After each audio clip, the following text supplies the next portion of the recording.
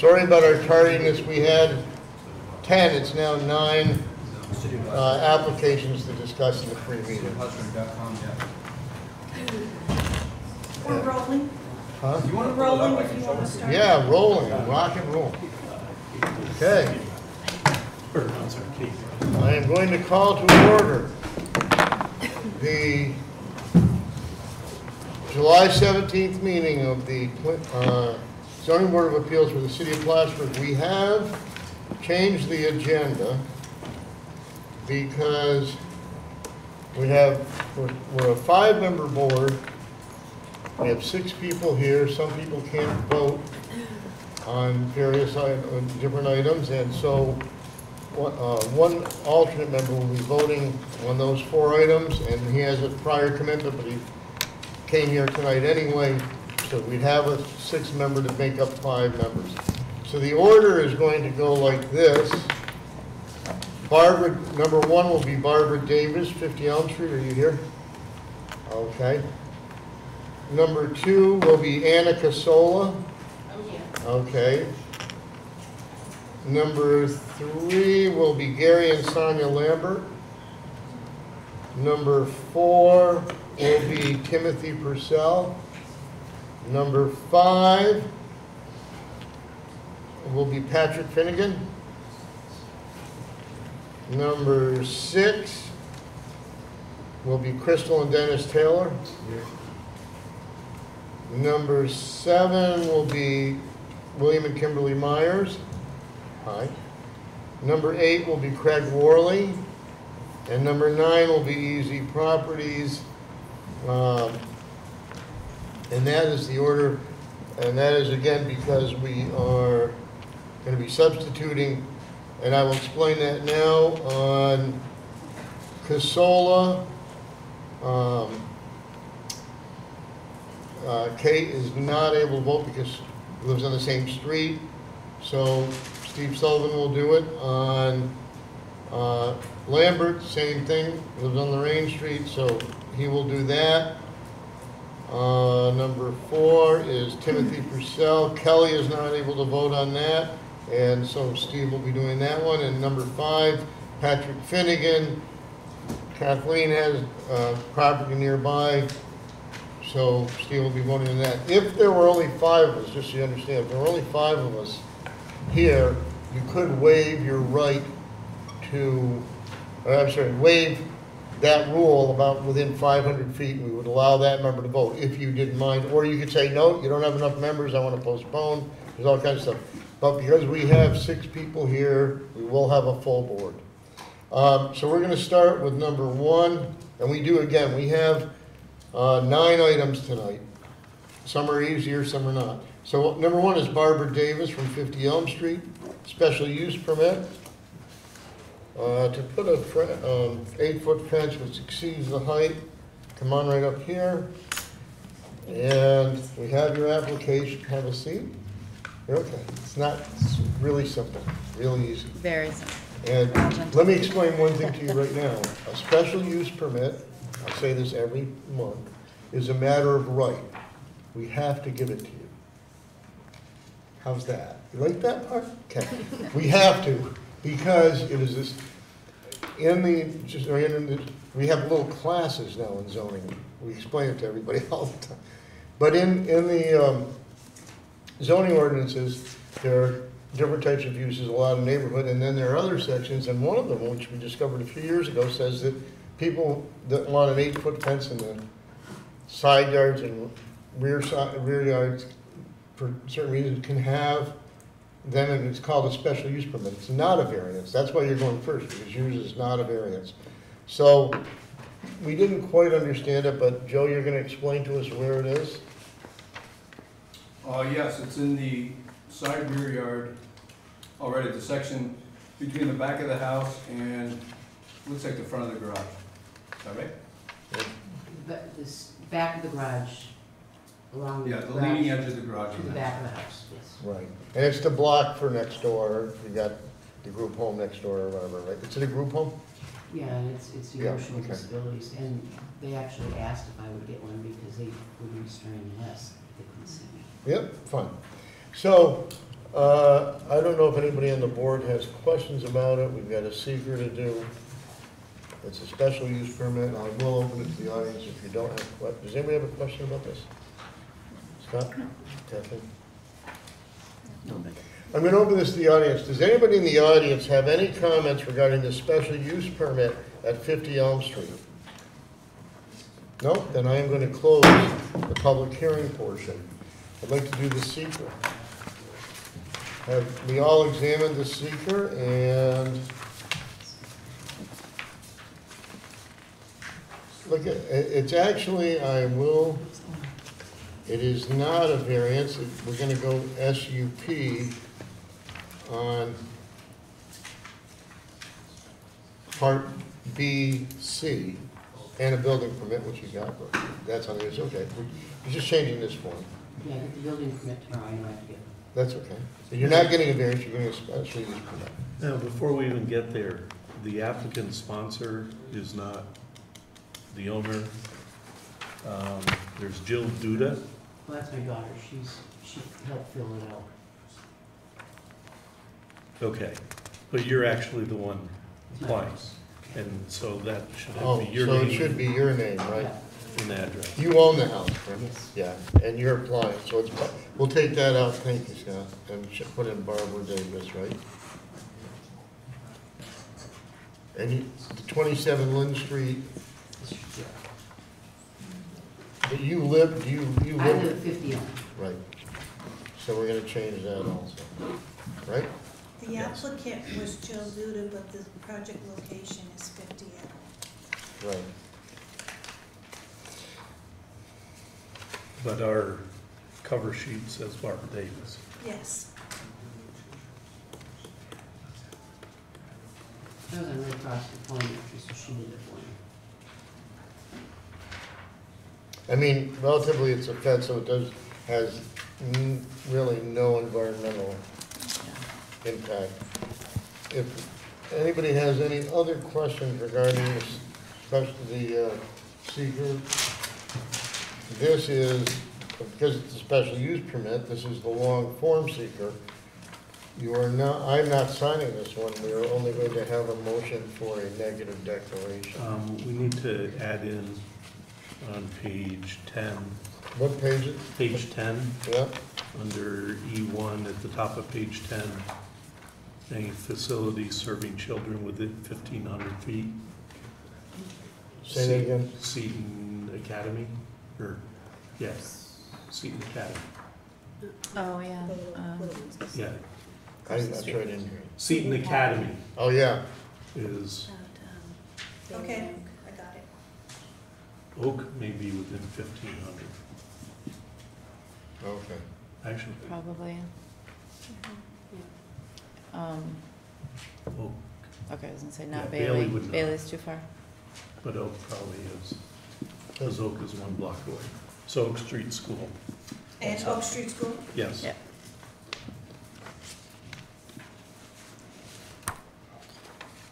Okay. If there's there are no other changes, I'm looking for a motion regarding the seeker saying it hasn't, that the project has no adverse environmental impact.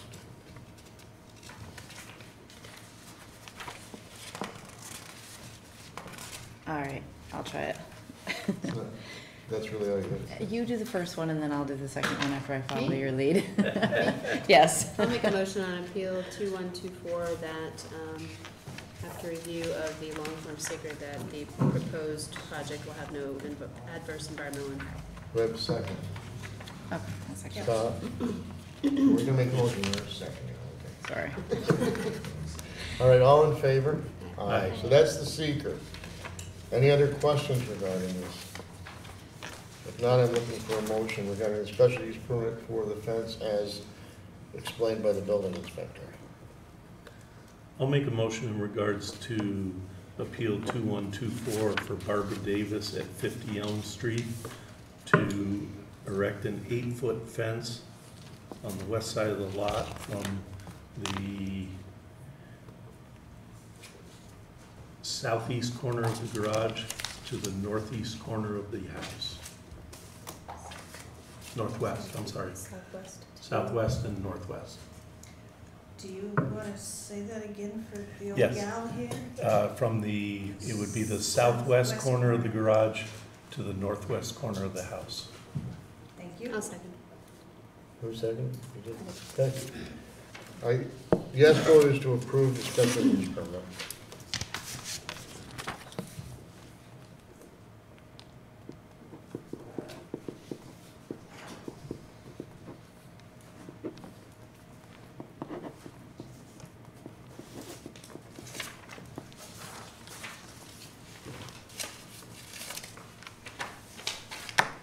Okay. You're all set, 5-0. Thank you. Thanks for participating. Okay, number 2, with Kate, you're gonna go sit down. Yep. Oh, yeah. I'll ask you after. Anna Casola, 32 Lorraine Street. Widen existing driveway and create parking in front.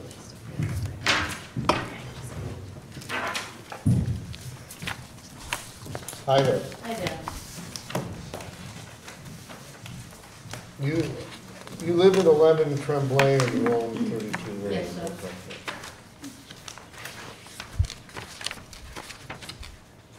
And they're redoing Lorraine Street right now.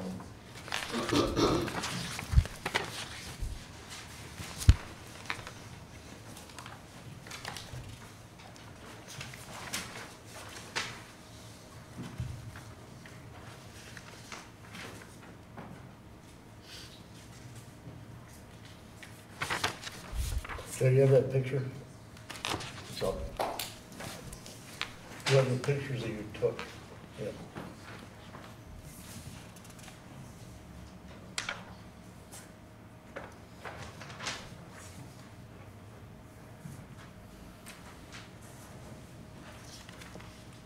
He's over there, looking over here for Steve. So what you're trying to do is create where that car is now, which is actually illegally parked, or a parking space there. Yes. Right. Well, yeah, I like to pave it. Right. We really, really try not to allow, in almost any neighborhood, parking in the front yard. And it's because of that. Because that's what I know that they're parked on the lawn now, but it's, in general, throughout the city, it's something that, and this isn't recent, this is something that's been going on for a long, long time. It creates, that car is parked right there, right where people look down the street. It creates I mean, there are safety issues of people coming out the driveway and not being able to see people on the side. But in general, it has to do with the streetscape. There are places that it happens that we've allowed them, but quite rarely. And I would, see, the problem is that's 15 feet. You have parking in the back right now, right of the property. It's just, and they're trying to decide whether to put your curb cut where the driveway is now, or you want them to move it over, right? I'm talking about, There used to be parking in there. There's many cars parked about the same, say that again? on the street, on the same Lorraine Street. There's a lot of cars parked in that fashion like that. I mean, right on the corner of Sally and Lorraine Street, there is cars parked to the sidewalk, virtually to the sidewalk. Right. But, And, but so they there may is have other cars there. right, but parked they like either that. were grandfathered in or they're parked illegally. And this used to be a parking, this used to be paved. When I put the duplex in the back, we had to dig it to put the water underneath. That was the only reason why it was removed. This So- was paid? Yes, before? sir, yes, sir. There was a double parking there. I used to have 2 cars and I parked them side by side, and that was paid. When I bought the house back in '87. Right. Well, that was paid and they. Yes, sir. I'm gonna open up to the board for questions. How long ago was it that you dug that up 93, in When was 93? it? 93, 94, when I Yeah. did the building. And you were the owner of the building at that time? Yes, ma'am, Okay. It's a duplex, 2 units, 3. 3 units? And how many parking spaces are in the back, behind the building? I would say 6 cars, 4 cars, something like that. I mean, you know, we have space for parking in the back for at least 4 cars, 4 or 5 cars. Okay. I marked down the size. That, can you shift it over this way a little bit? There you go. Yeah, there's 1 car parked right now, What's it? but there's more room there. But, Do you not have enough parking in the back? I would imagine that it will be tight and, you know, for the tenants if they each have 2 cars or something. Right. Is there a parking deficiency, Joe? I'm actually not sure if she provides all 6 spaces that are required by today's code, but she actually doesn't have to because it's grandfathered in. Right. Mm. There was part, like I say, paved there before, and I talked to my neighbors before I put in this application, because obviously no people have money to throw. And I Right. knew it would be a fee to apply, and I had consent of the neighbors that I could do that. And that's why I'm here. So you've got 22 feet beyond the driveway in the back? I don't know. I think that's what the drawing says. So you could, Okay. you could put an extra parking space or 2 back there, correct? I mean, right on your drawing it says 20. I thought I was meeting the setbacks from the city area, from the city zoning board or whatever.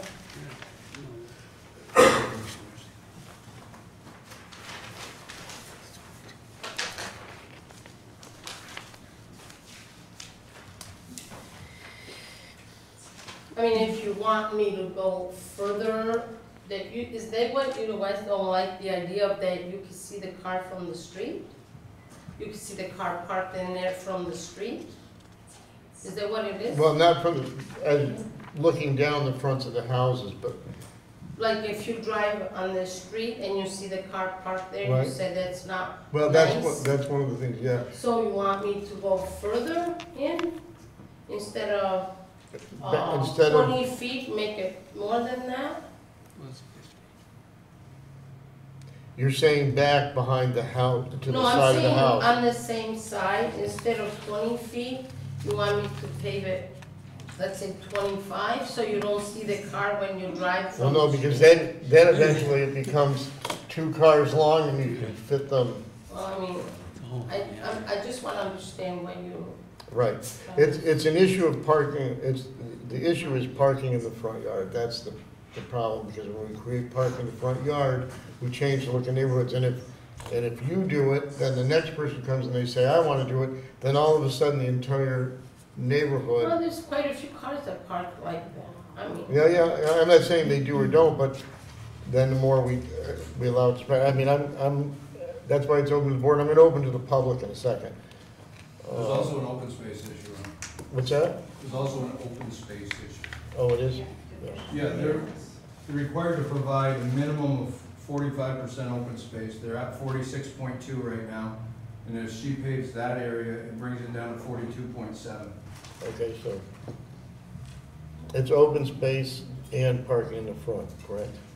Yes. I'm gonna open this, On a lot this wide, what would you grant normally for a curb cut? Are you asking me? Yes. Well, that's the engineering department. I can't really speak for them. So, I mean, it's a 54-foot wide lot. We wouldn't normally grant a 2-car wide curb cut. would no, we? it's not really indicative on the width of the lot. It's the arrangement of the driveway. Okay. I just want to ask you one more question. This is a 2-family home, right? Great. 3-family, and how many people are living per unit? Well, two, and in the back is two upstairs, one downstairs, and in the front is one lady with 3 children. Okay. So 2, 1, and 1 with 3 And children. it's B6. Okay. But that's really, aside from what the law. Right now, because it's a rental. Aside from what the Okay. ordinance requires about, 3 units requiring 6 spaces, right? Yep. Aside from that, from a practical standpoint, they probably have 4, the most 5 cars.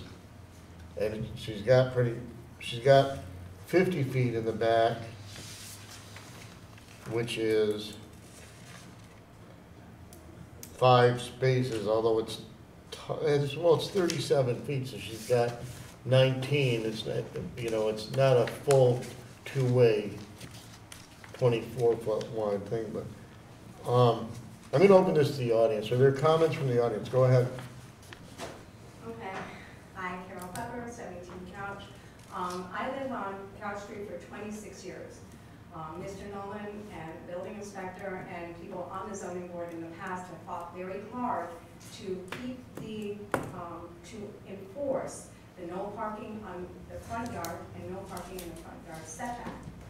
I live next to college housing, and I have been successful in fighting people parking in the front yard to continue to erode grass and the little bit of green space, open space that is in the older homes that have been grandfathered in. This home is indicative of what happens in the center city and throughout Saley Avenue and other areas that are older districts. And I know that even though she has 3 rentals, whether she has 2 people in them or 3 people, that she's grandfathered in with a certain number of spaces, and I would ask the board to enforce the no parking on the front yard, no parking in the front yard setback, and to utilize the back in the best, most effective way.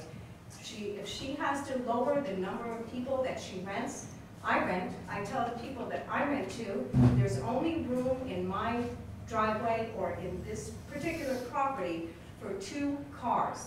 You will have to park on the street, you can ferry your people to the parking lot in the city downtown area, or you can make a choice not to bring your extra car to my property, maybe leave it with a relative, alternatives.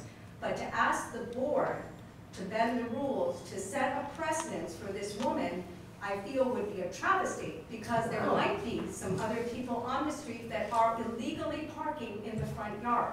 And if those neighbors now see that she's permitted to now pave in the front yard, there will be no green space. I walk Lorraine Street all the time. There's very little green space. I have people on my street that once in a while they will park in the front yard. I go to them as a good neighbor, I say it's not permitted, please move your car. Thank God they moved their car, because I have had problems in the past where there's no grass. And it's terrible to live in the city when there is no open space or grass. We work hard to have some green space. I ask the board to enforce the city code. All right, thank you. Are there any comments regarding this? Yeah, go ahead. Yes. Say your name first.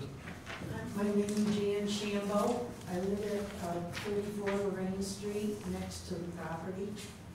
Anything else I have to deal with? Yeah, no, that's it. Okay. I've been very concerned about it, and I have sent you all letters, so I think you understand the problem. You got the letters, right?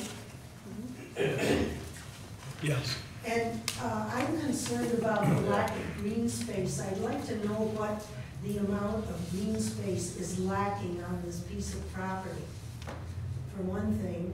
Another thing, I've talked with the engineer, Kevin Farrington, and he already has it set up so that that space will be put back into lawn, and the curbing will go right across where the driveway is for that, for a third driveway. It would be 3 aprons right together on the street if another apron is put in there. And I don't know, I've been told before that the driveway that is there now is a foot wider than it's really supposed to be. I don't know if that's a rule or not, but people have told me that. So I don't think it's a good idea at all to have 3 driveways right together there, the aprons. And I think, I'd like to know how much the green space is lacking. And besides, the big piece of tarmac in the back is huge. And I looked there, I think you could get a lot more than 6 cars in there. I don't know how they're planned, but instead of having a lawn and a normal backyard like all of ours, there's a moving van that's parked there, there's a motorcycle, there's a Jeep, and a couple of cars that are in there, going in and out all the time. So I'm certainly, I'm sorry, but I have to be against. So when Mrs. Shambo parks about 2 feet from the sidewalk, I could ask her to move her car, because she parks on the front herself. We're not here to settle that kind of thing. We're Well, I'm talking sure about that the this city will find specific out thing. when she parks 2 feet from the sidewalk. No, it's tarmac, but it's huge. It's huge. This is where she got her tarmac. extra room in the back. Looks like, for spaces in the back. As of right now, she's not lacking any And green just so that spaces. the board is aware, before I did apply for this variance, I talked to Mrs. Shambo, who may at this point probably say that I never did. And she said, oh yes, I would like for you to have that paved. I'd rather see it paved. I just wanted this piece of the apron grass left alone. Well, I learned that the grass apron is being taken away from her, and maybe that's I don't what know is making where her upset. the problem has come, but I would never in a million years say, yes, I'd like that for the Well, street. then you just call your word back. No, I You didn't say yes, Okay. no, I did not. well, then you're Thanks. lying. I think we You're were lying. talking The about public 2 comment. different things. No, you're lying. Okay, thank you. cannot avoid Hold on. me. Thank you very much. Hold on. You were granted, one of the things that you said in your correspondence, we can't seem to find it in the minutes, is that the requirement was that she take the paving out of the front to build the addition in the back. Is that correct? I don't understand what you said, son. Her correspondence to us, Mrs. Shambos, said that when you got the variance to build in the back, that you were required to take the paving out of the front. No, I was not required. Okay. I removed it Yes, to pass it the. was. Yeah, go ahead. You removed I it. removed it we dug it up to pass the water for the apartments in the back, because I have 2 meters, one for the apartments in the back and one for the original house. So we had to dig it up for that reason. That was the only reason why the paving was. But it's been removed. like this since how long? Since '94. Right. So there's no grandfathering in it, just because it was back then. Once you abandon or discontinue a use, or you Well, it has been used since then, No, but once you discontinue a use, which means not paved, yeah. you lose, for a year, you lose that use. So that, whether it was paved in '94 or not, '93, doesn't even matter anymore because we're 20-something years later. So that use has been abandoned, it's been discontinued for more than a year. If you had dug it up as a water line, if it was paved, and I don't know, I wasn't here. It was. I mean, if it was dug up as a water line, then you immediately put the paving back, it would have been it would have Well- stayed. But the fact of the matter is you didn't. Here's really the problem. One of the things that's gonna happen is that for 20 feet, you're gonna be able to park, nobody's gonna park in that driveway because they've gotta get to the back. But theoretically, you could park 2 cars side by side. I know they're not gonna do that because they've gotta get to the back. I can't speak for the board, I'm only speaking for myself. I don't see, if this was, sometimes we have this a tight little lot, I have no rear yard, I have no side yard. The only place that I can even think about parking a car, and we've granted one, this is the only spot I have, and it happens to be in the front yard. Well, And it's that- because that door is on the front of the No, house. I know, but it's still, that's okay for the, and I understand that for the convenience, and it makes your apartment more desirable maybe, or whatever, but it's not our, I'm just gonna tell you, and this is me talking, I'm not speaking for the board, I'm only speaking, not even as chairman, I'm speaking just as a member. It is not our purpose to make it more convenient for your tenants. In other words, that house is set up the way it is, you have a parking lot in the back. There are two issues here. One, you're creating, you would be lacking green space, which is a problem. And number two, you're creating the very thing that we don't like, which is creating parking in the front, is a problem. If you didn't have any other parking, first of all, if you came to us and you didn't have as many apartments, you said, I want to put more apartments in, I can fit it, I need a parking variance, we never give that. Right? We don't do that so people have more density. We just don't do that. And we don't, if somebody says I can fit the parking spaces in, but I don't have enough open space, we don't do that either, because then everybody would come, not have open space, say I met the parking requirement, but still be more dense looking. Everything would get overpaid. I'm gonna, you're creating, you have parking in the back. You actually have the ability probably to expand. As I look at it, you theoretically could very easily, you have 22 feet back to the property line shown on here. She could add, right, Joe? She could add, well, except it's you lack open space, right? But then you still lack open space.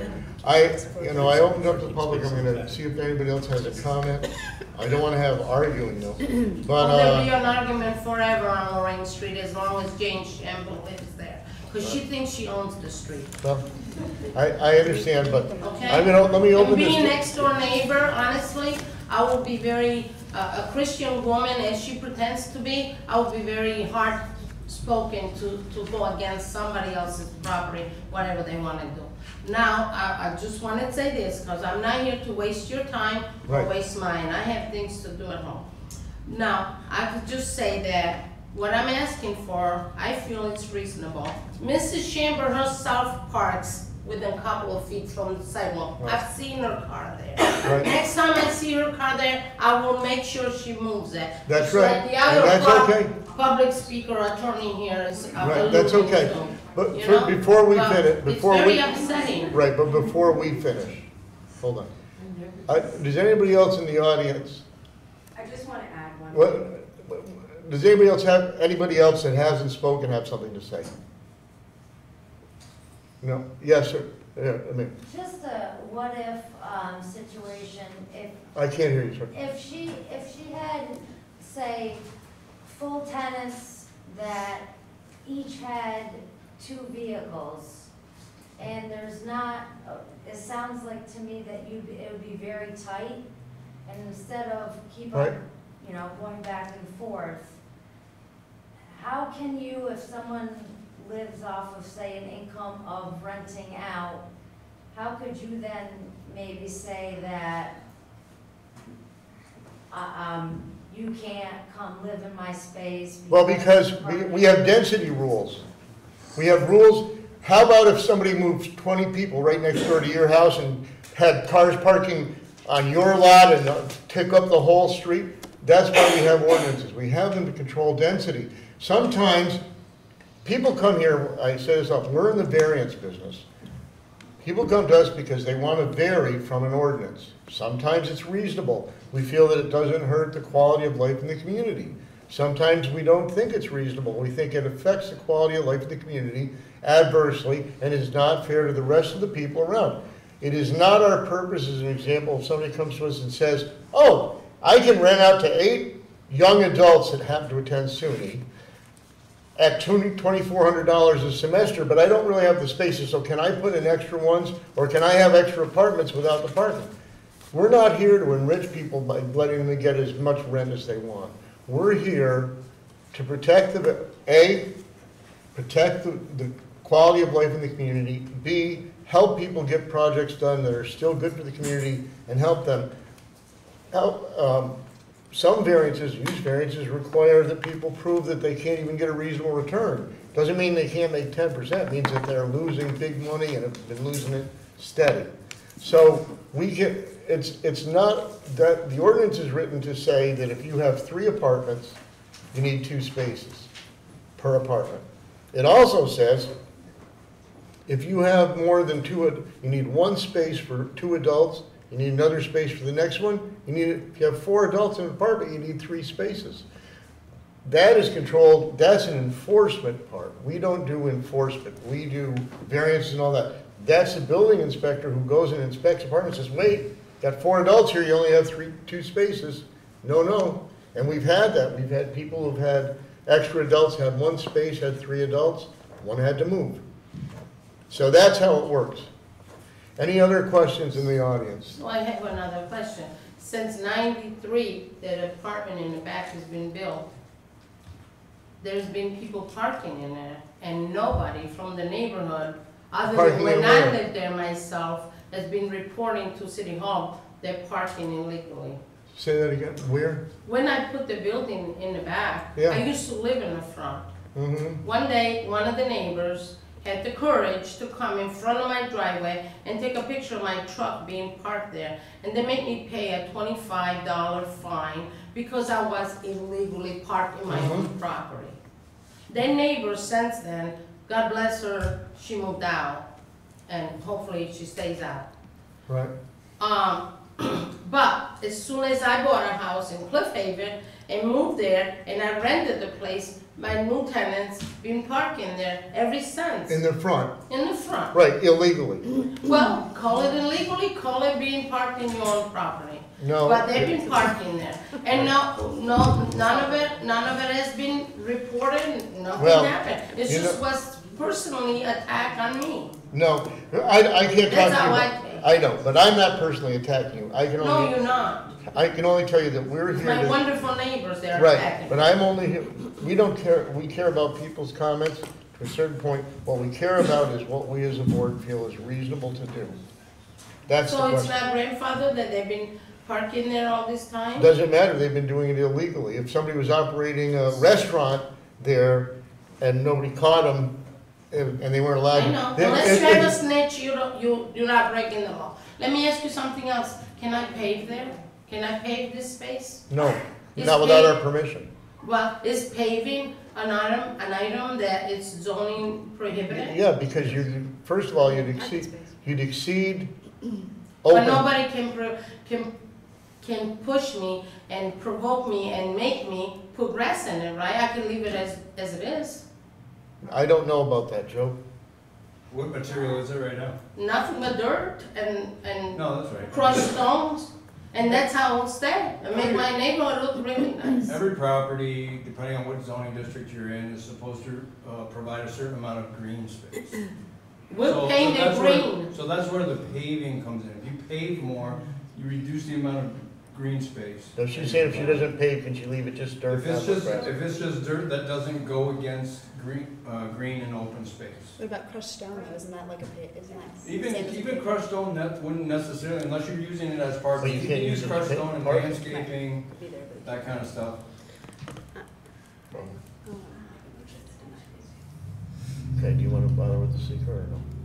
I mean, how this came about, I'm not sure if you all understand, is that they're redoing Lorraine Street and the engineering department is, putting in new curb drops for all these entrances. I mean, I can even go, if you say 15 feet, if maybe 10 feet. Would you allow me to extend that entrance? It's the for 10 parking- feet? what is that? It's not gonna make any difference then. It's the parking in the front and where else? It's the parking in the front and you're gonna exceed green space, both of which are. Well, if it's 10 feet, it's a little less. 10 feet wide instead of 15 wide, I'm saying. But then you're still gonna park there. Well, yeah. Yeah, that's the point. That's, I don't wanna lose that parking. yeah, Simple but as I that. understand that, but that's a problem. It's been You never had illegally it. done. Huh? You never had legal parking. I did. Nope, not Not now you legally. don't. You haven't since If you did in the 93. past, Well, it's what not- it's happened long is gone. in the past, when it was paved and we had to dig it to put the water, But that's I was when- getting ready to repave it, and they came again. I was here once. This is Yeah. a rerun. Yeah, They we have came like minutes from vultures it. at It that sounds point, like you and may it have was- asked for the exact same thing in 1995 and we were Yeah. denied the exact Yeah. same thing. Oh, yeah. It was a personal attack on me at that point as well. By the zoning board By the then? zoning- By my wonderful neighbors. Oh, The well, zoning that's, board- I can't tell you how you get along with them, but Well, we here's used the, to get along. but here's really the problem in a nutshell. The problem is that you're asking us to grant something that we just almost never Well, grant. I'm not gonna waste any more of your time. I Okay, know well, how we're to gonna have to behave with vote. my neighbors. Okay, I'm but- listening to But the hold time. on, let us get some resolution here. I'm looking for, is there any, are there any more questions? If not, I'm looking for a motion. She wants to withdraw. You can either, we either can vote or you can withdraw it. What do you mean? We can either vote on the motion, and if we say no, then you can't come back for a year with it, or you can withdraw it and Can you take get it. my money back? I don't, no, probably not. But that's, do you want us I to? donated $250 to the city of Plattsburgh, thank you. Well, do you want us to, And thank you. do you want us to And you withdraw? bless yourself. Do you want us to withdraw it? Do you want to withdraw it, or do you want us to vote on it? I want you to vote. Okay, I'm gonna make a motion on appeal number 2123 that requests widening of a driveway in the front yard. And I think it would have also required a greater deficiency of green space. It's actually not deficient on green space right no, A Not right now. deficiency. It would have required a deficiency Yes. on green space. I bet that we deny that appeal. To deny? Deny. To deny, So so a this- yes vote is to deny. Is that correct? A yes vote is to deny. Yes.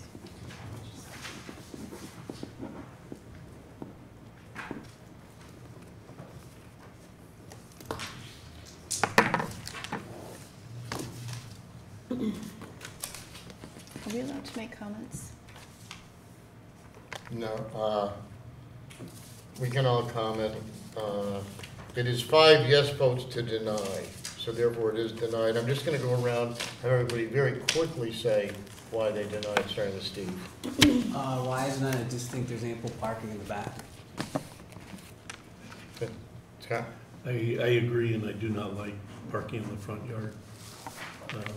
Just going down, looking down the street, Okay. it bothers me. Okay. Yeah, I agree with both of those, and it looks like this request was made to a prior zoning board in 1995 and denied, and I don't think there's anything different today than there was Right. then. I think that it hasn't been grandfathered in the parking in the front since 95. I actually personally did not care about any of the public comments. They had nothing to do with my decision whatsoever. Mine is based solely on the fact that I've been on the zoning board since 99, and I know the history of front yard parking variances, and there are almost none in the entire 18 years that I've been doing this.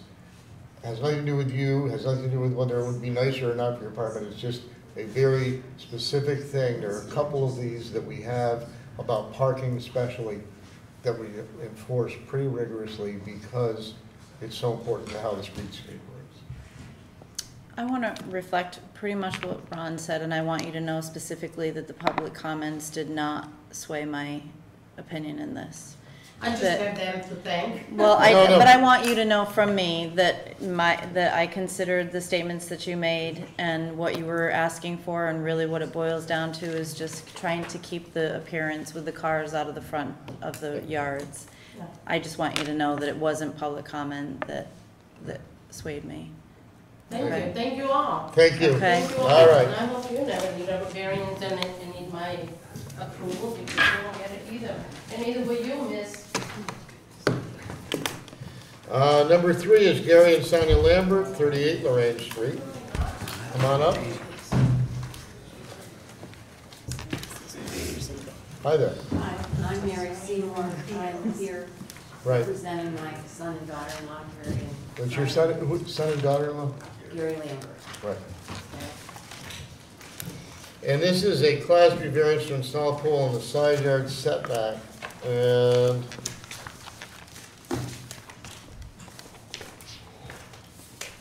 .38 Lorraine. And Joe,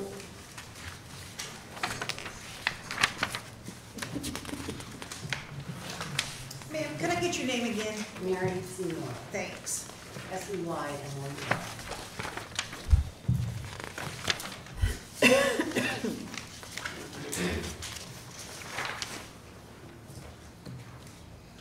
And this pool, to go in the side yard,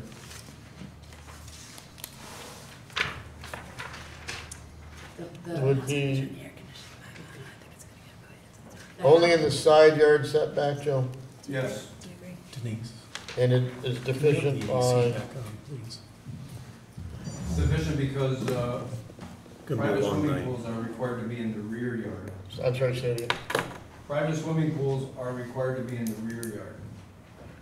But it's not a setback issue of any kind, right? It's not a setback issue. Because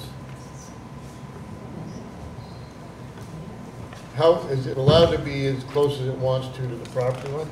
Yes, in the side yard, it's required to be not closer than 5 feet, and they're Okay. maintaining it. Like it, okay. The house itself is 19 feet from, trying to figure out which house it is. The house is 19 feet from the sidewalk. The pool will be 15 from the edge of the sidewalk. That's not right. It's gonna, the pool is gonna be further back than the house. You know, the 19 house- feet, it says 19 feet from edge of sidewalk to edge of pool. Yes, Right. okay, thank you. And 15. Yes, thank you. That's okay. And there is a rear yard that they have 2 boys, that's where they play. The side yard is not used. There's a large tree that the tree surgeon said is about 80 years old that would have to be removed to be in the back.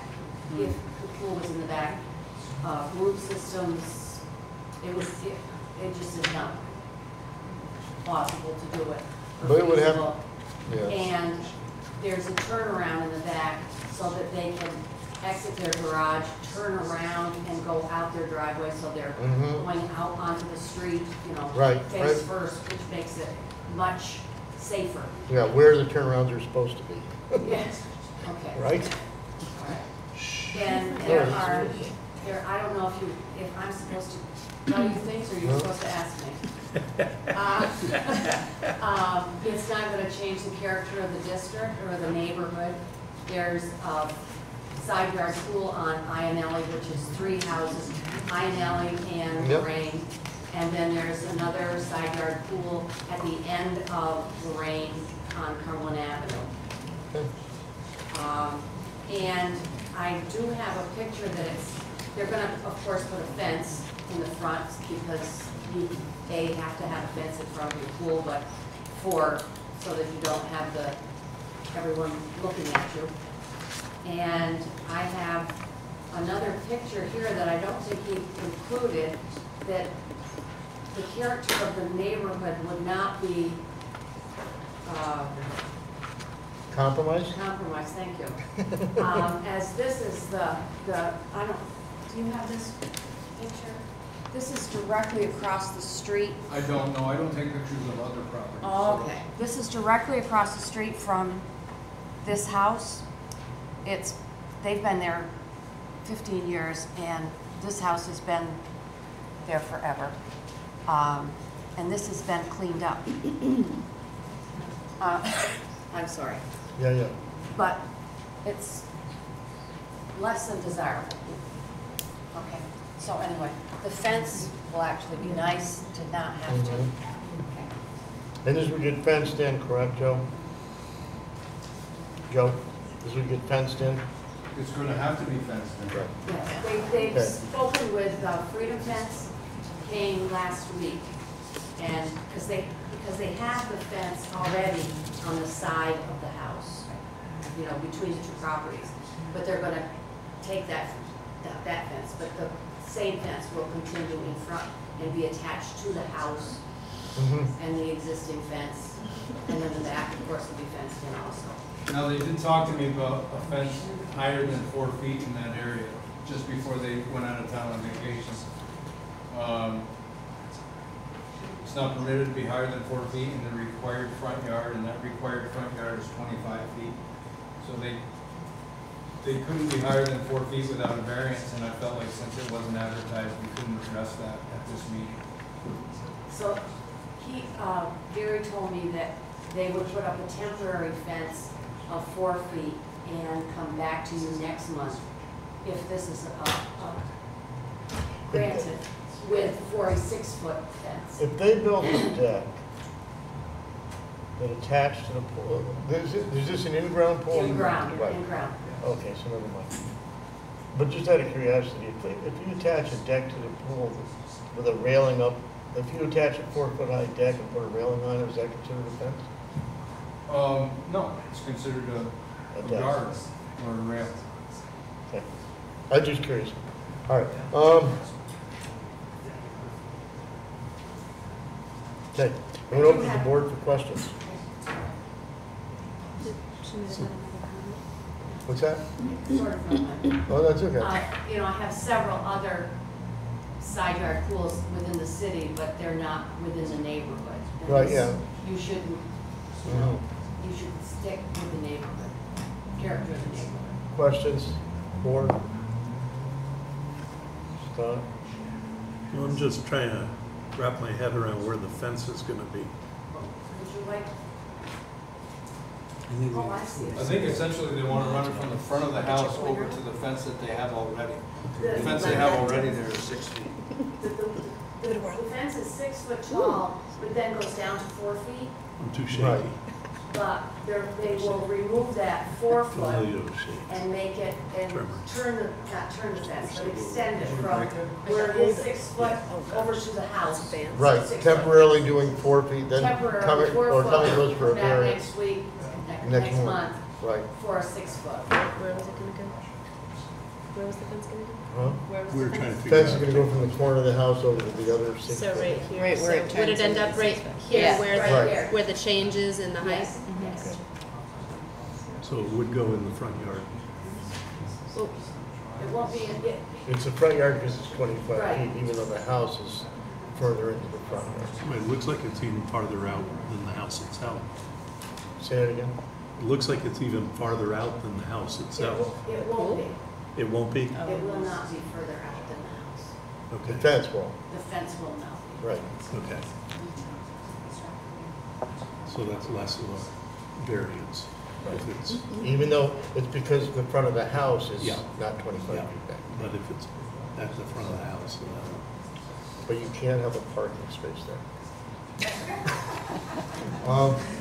You have any questions? I'm gonna open this to the public. Does anybody have any comments regarding this? Becky's here. Any questions or, I just have a question. yeah, go ahead. So, it's a beautiful house, by the way. Okay, Yes, it is.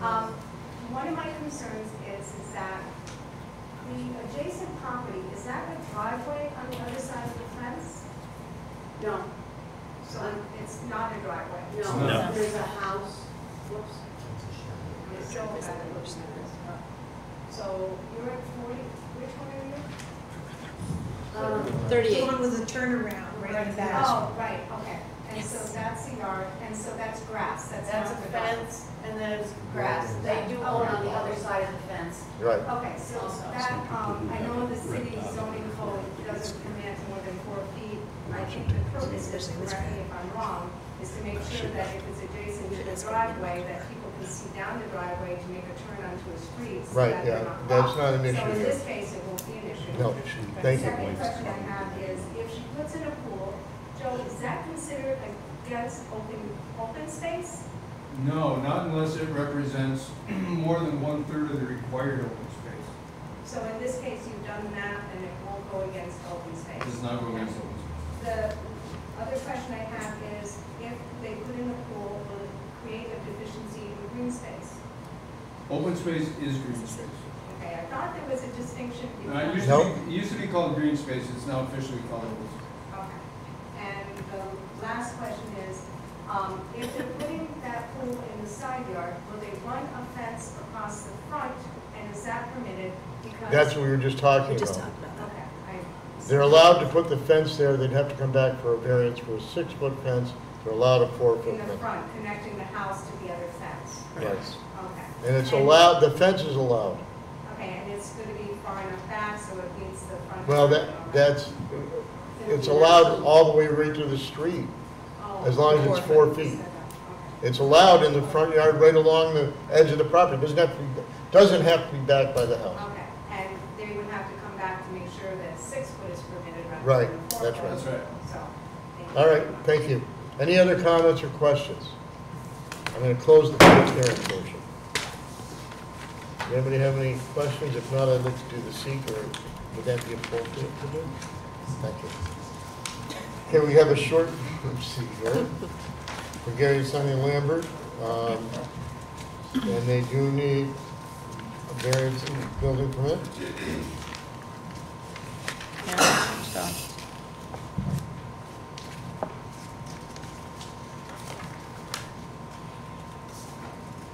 they filled out the part 2 for you. Huh? They filled out the part 2 for you. Yeah, they probably did, but I'll do a different symbol. I'll circle it. There you go. Does anybody have any other questions regarding this seeker? If not, I'm looking for a different motion now, not the same as the last one. This one is to allow Okay, me to I'll sign. try this one. Okay.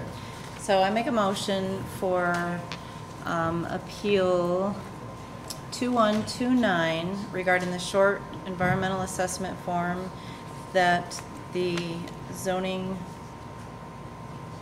what is your title again? Chair, find that there is no or small impact that may occur, and will check the boxes in part 2 and check the box stating it's been determined based on the information and analysis and any supporting documentation that the proposed action will not result in any significant adverse environmental impact. Second. You did. All in favor? Aye. All right, does anybody have a motion to make?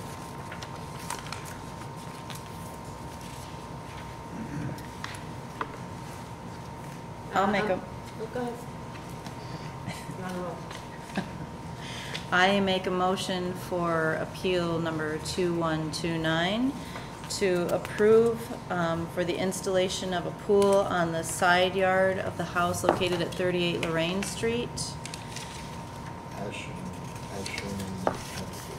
as shown on the application for the Class B variance. I'll second.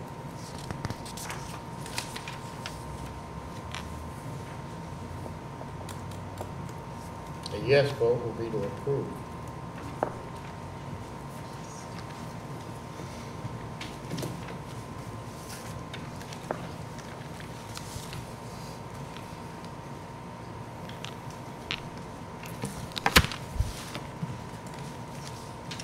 Am I missing one? Nope. You're all set, you're approved 5-0. Thank you for participating. Get your permit and get them to come back next month. Actually, they should have you do it because you did such a good job this month. Have them come this month, next month, and ask about the fence. I used to be the zoning board of appeals, You did? yes, for the town council. Town of, that's right, yes, I know. I think I've been in front of you before. Yes. Thank you very much. 4, Timothy Purcell, 18 LeBlanc Lane. Install a pole which encroaches on the rear yard. Oh, they wanted the side, you wanted the rear? It's almost deja vu to that. Close. And we have your application, no, that's Lambert, I'm sorry. Install pool, all right. I could, you're there. All right. All right. And of course you said no to whether it's a detriment to the neighborhood, the 4 questions, 5 questions. But basically, and you have your seeker, what we're looking at, Joe, can you explain to me, is the deficiency only that he's encroaching on the rear yard setback? Yes, he's a corner lot, he's got 1 rear yard, and a pool is supposed to maintain a distance separation of 10 feet, and he's proposing 6. Right. But the front yard is not an issue because it's gonna move back? Right, I think his diagram I'm actually... moving 25 feet off the sidewalk, so I Right. won't encroach on the sidewalk. on the, which street is that? Waterhouse, Huh? on the Waterhouse side. Yeah, right. I'm gonna come back 25 feet, and the issue Right, is so that, yeah. Yeah, So there you that, on mine where it shows the house being 10'8" from that property line, you're gonna be still 25 feet back, correct? Yes. It's That goes actually over back from the end of the house. It is, yes. Right, that's fine. And we will make that noted in any motion that it must remain 25 feet back from the street, right? Or from the property line.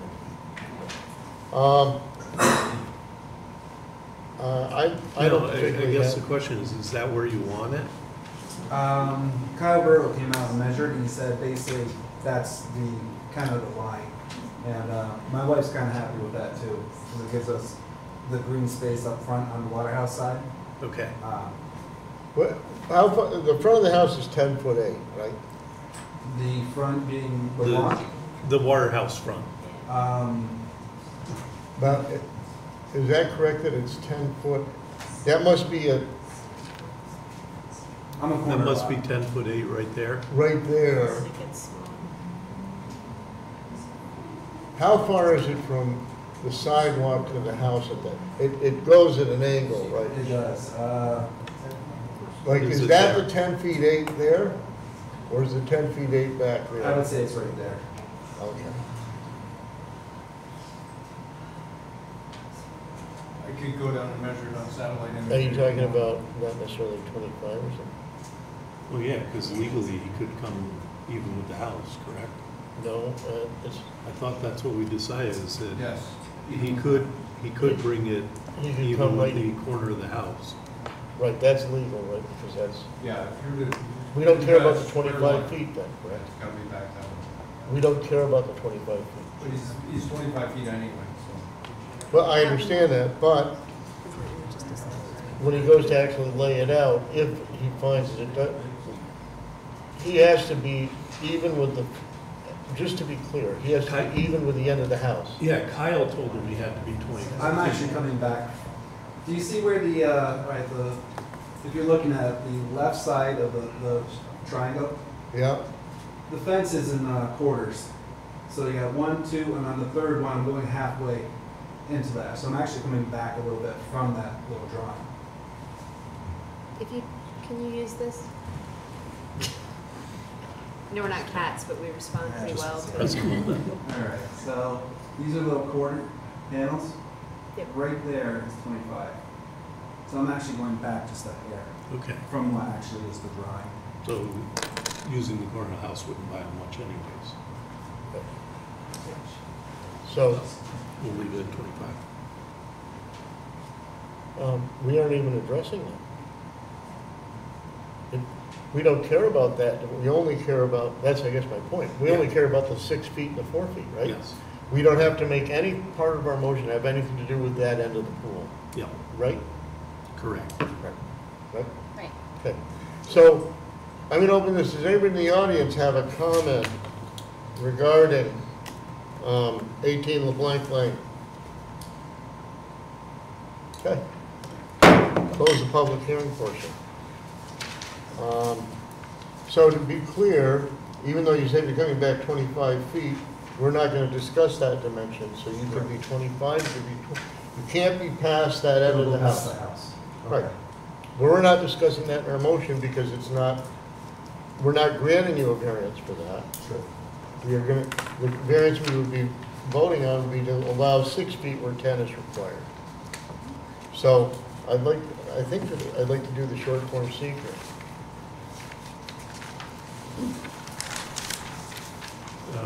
We should probably complete part one, the name of the action project. And Yeah. some description. Pool in rear yard, right?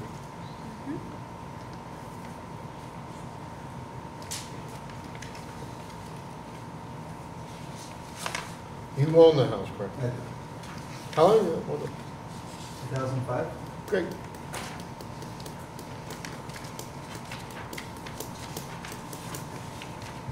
All right, I'll make a motion in regards to appeal number 2127, short environmental assessment form, after review of part 1, that the chairman checked in part 2 on question 1 through 11, no or small impact may occur, and as a result of that, that we've determined that the proposed action will not result in any significant adverse environmental impacts. One second. All in favor? Aye. Okay, so we're all set with that. If we don't have any other discussion, I'm looking for a motion. I'll do a motion. Okay. For appeal number 2127, 18 LeBlanc Lane, to approve the install pool which encroaches on the rear yard setback. We don't have to mention the 25 No, feet, but right? 6 feet where 10 is required. And approve 6 feet where 10 is required. Seconded by Kathleen. Okay, a yes vote is to approve. Painless, isn't it? Painless. Other than paying for the thing. A yes vote is to approve. Shouldn't say that until he gets the results of the vote. Huh? Shouldn't say that until he gets the results of the vote. I'm fairly confident at least 3 of us, including the, okay. 5-0 approving you. Thank you. Go get your permit. Lay it out the best you can. Thank you. Thank you. Thank you. Could you pass these down also so we can sign sequence? Okay. You're fine. Oh, yeah, okay. You're Yeah, going. and I think you put in Kelly. a school permit. Yeah, so. Oh, no, she's on. You're here. Yes, 8 to 8. You're welcome. Okay, this is.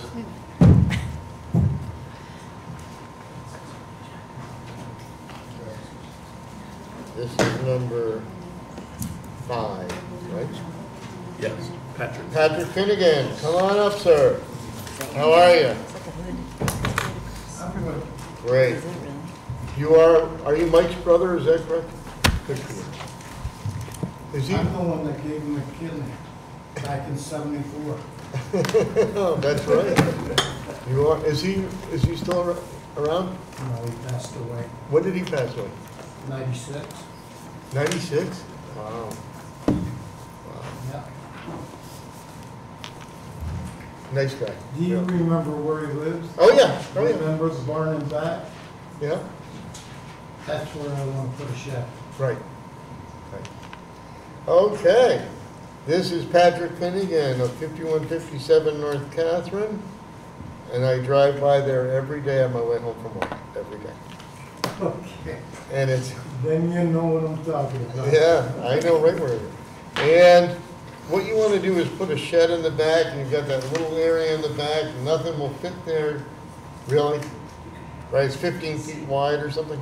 And that's all it is. Right, I want to put an 8x10 shed in. that's right. And the garage is gone. Garage is gone. That's right. And how big was that garage? So, All I can do is show you a picture of it. yeah, right. What I can. Yeah, I'm just curious.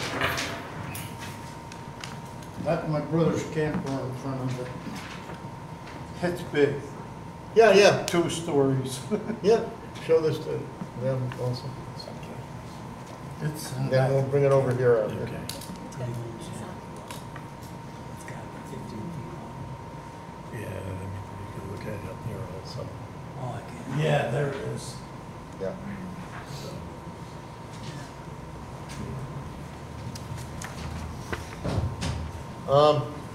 Okay. Thank you. Now,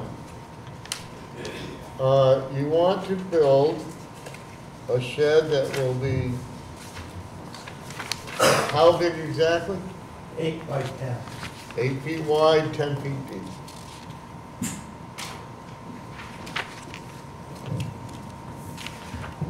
And You're welcome.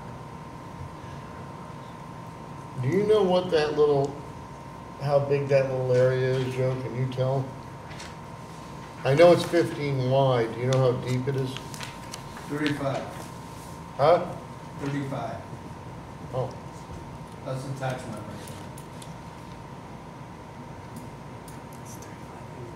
No, 35 feet deep, 15 wide, that little, number 30. too close to the property line on both sides, right?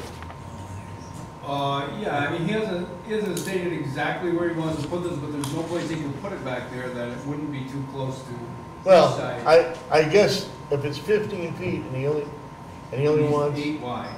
and that leaves 7, I guess he could be too close on one side and not too close on both, right? But I don't think that makes any sense, but I'm just saying. What is it, 5 feet for Yeah, accessory? for accessory, yeah. Right, so, but I don't think that makes any sense not to center it, frankly. Yeah. Well, I shouldn't say that. Would that help you in any way to keep it closer to one side than the other and have a space down the side of it?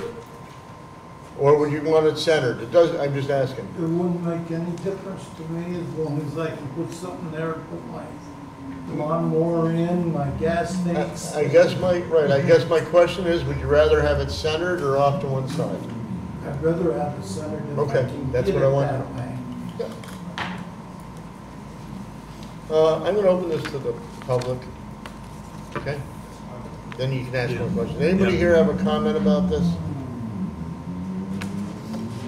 Closing the public hearing portion. Right?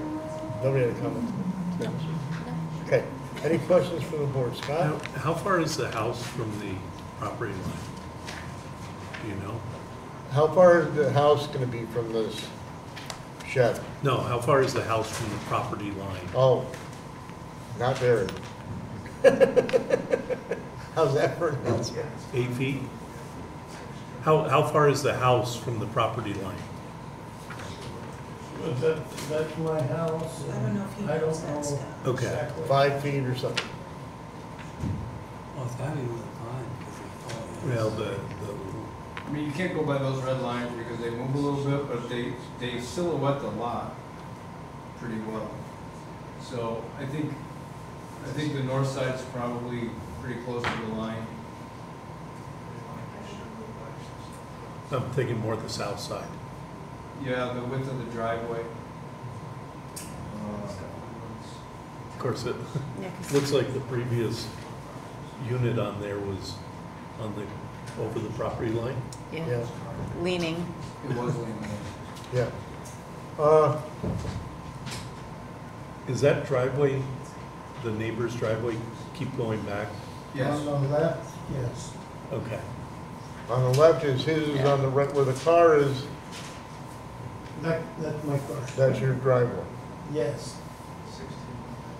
Now, there's a parking. It's lot. about as wide as Yeah. that door, There isn't it? is a parking lot in back of that house. Say that again? There is a parking lot in back of that house. Right.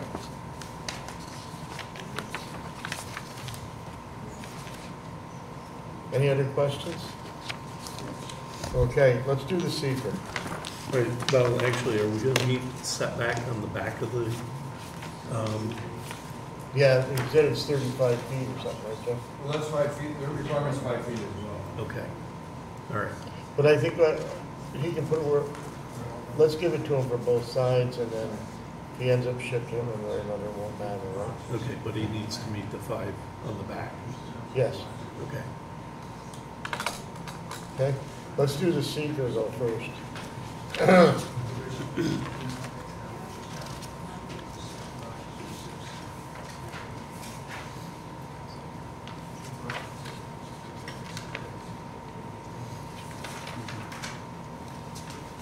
Can I just ask you a quick question? Can I ask one more question? Sure.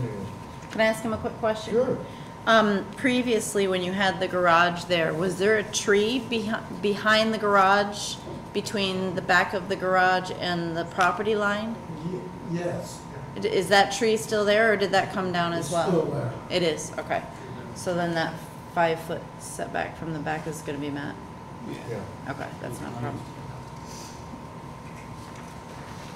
Does anybody have anything on the secret? If not, I'm looking for a motion.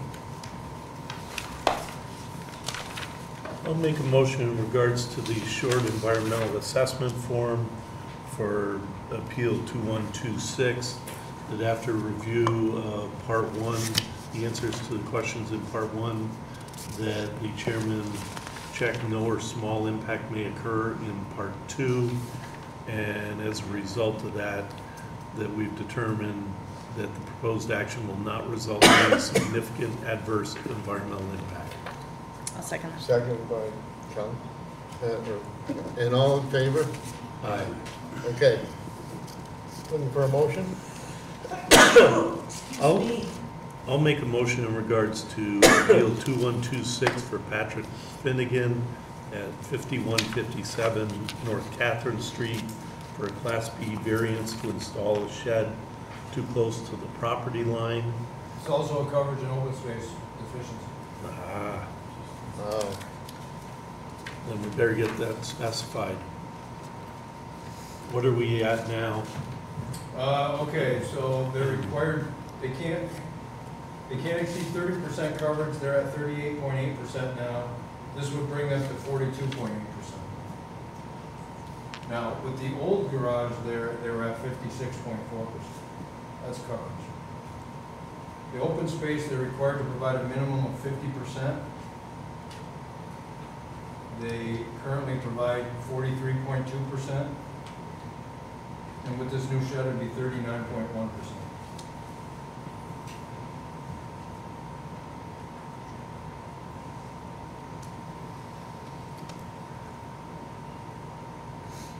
Okay. Are you going to continue your motion? Yes, I will. Okay. Thank you. So I-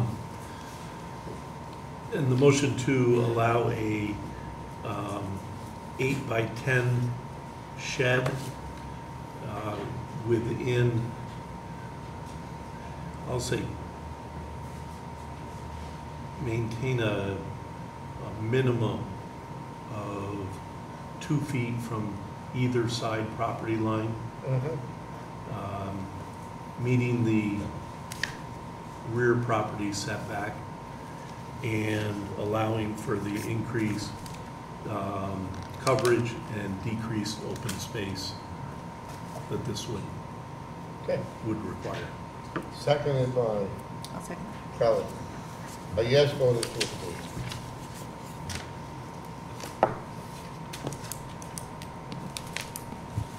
You guys don't have to vote. Thank you, Scott. You're welcome. I like to say that you have to go over also. Don't I have to vote if I made the motion? No, made the motion, no.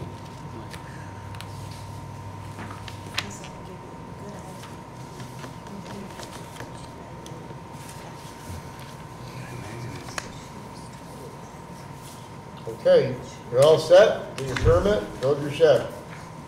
Thank you very, very much. Thank you, though. Thank you. You're welcome. Yep, Committed, right? Yes. you're all set. Oh, Steve, you're welcome. Oh, anytime, and I'll get your information to you. Okay?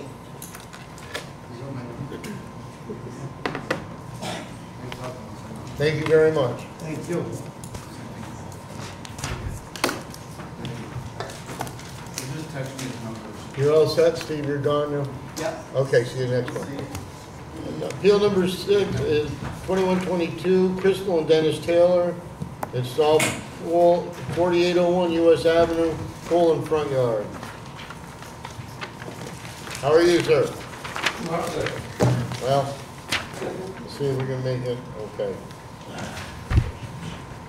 And you want to build, put a swimming pool in? And it's technically in your front yard, but it looks like to me it's gonna be 86 feet back or something like that? Yes, my house sits all the way back. I have a garage in the back. I have to go Have a seat, down. relax. I can't sit. Oh, can't sit down, okay. Here's a paper from a doctor stating why I need a pool, and this is why I'm having trouble right now, it's neuropathy. That sounds good. but, I have no backyard, just the driveway. The yard is, the whole land is 200 and some feet back. Back in '87, her parents had a house in front of us, and they put a pool in, but didn't have enough room. We had to give them permission to put it on part of our land. So technically, where I want to put the pool is where it's always been. Yep, yep. And technically it's the front yard, but it's 80-something feet back. Yes. Yeah. Yeah, because like I say, the whole yard is 200. We got people whose lots aren't that deep. Yep. They couldn't put it up, they wouldn't fit it on their lot.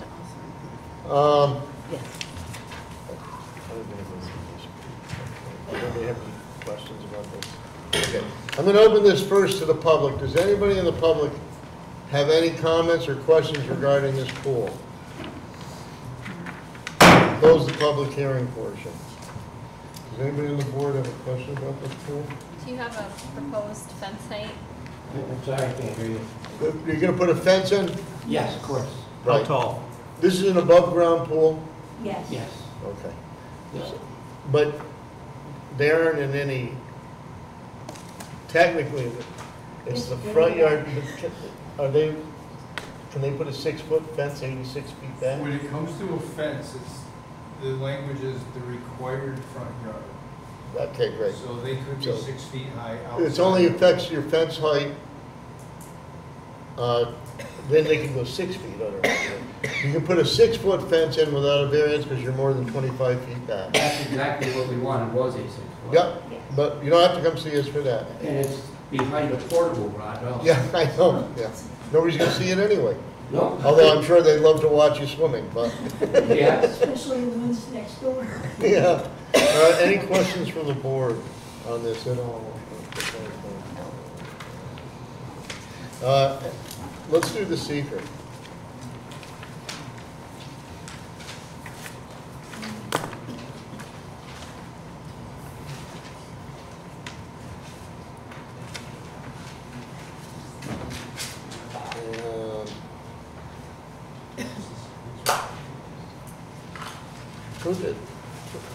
Who did the seeker? Did you guys do the seeker? I have to. You helped them, good. It's well done. You're finally realizing that now. You getting a lot of practice, are you, Denise? And thank you. You're welcome. She can be helpful if she wants to, you know. Yes, you will. Thanks, Ron. Yeah, no problem. Can I move to Does the anybody other have end? questions on Out from in the, does between anybody have the two. questions on the secret? I'm looking for a motion. I'll try. Okay. I'll make a motion for appeal number 2122, 4801 US Avenue. If there were, give the chair leeway to check the box that there are no. Katie, can you speak up? Sorry, I know I'm screwing this up here. No worries. Appeal 2122, 4801 US Avenue. I'll make a motion that, to check the box, for the chair to check the box, that there were no adverse environmental impacts,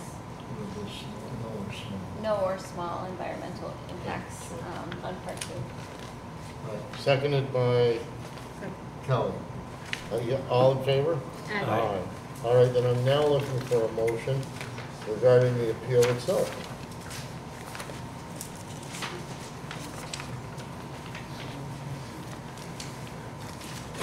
I'll make a motion in regards to appeal 2122 for Crystal and Dennis Taylor at 4801 US Ave to allow them to install a pool in the front yard according to the plan that was submitted with the appeal. A second. Okay, the yes vote is to approve.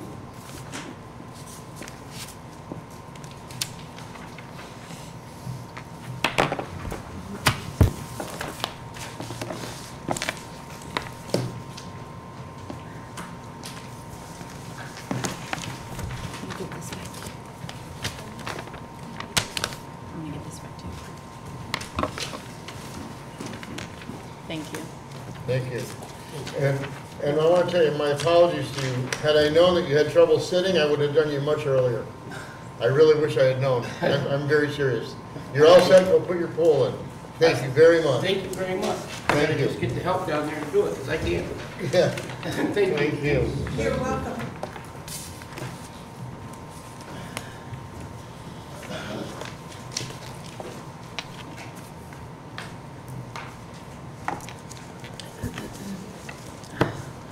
William and Kimberly Myers, 33 Tremblay Avenue, Class B variance. Replace front porch, which encroaches in the front yard.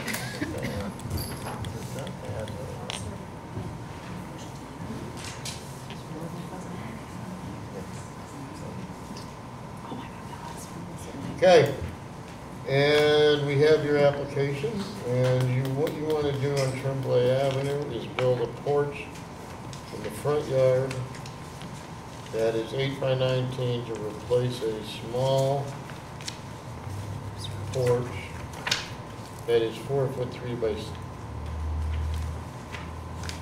however wide and 6'8" to the steps.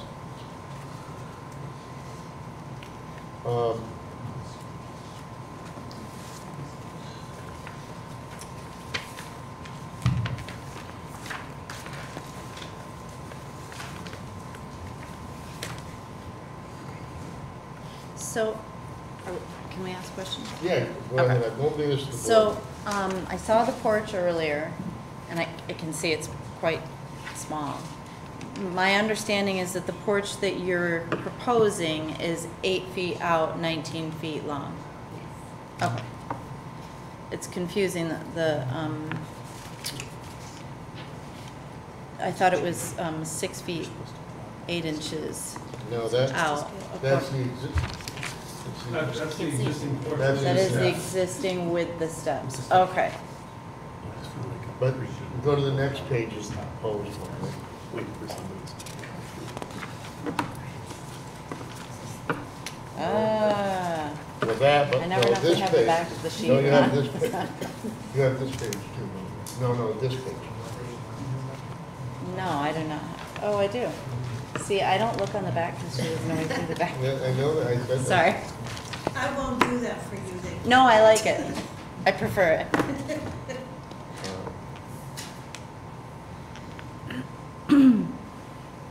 Questions, comments?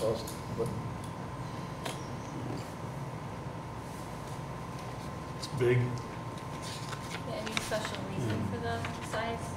I mean, your other one's very small. Yeah, So, I wanted something to be able to sit out on, and put chairs and. I just wanted to add to the tax base, that's all. That's not our purview.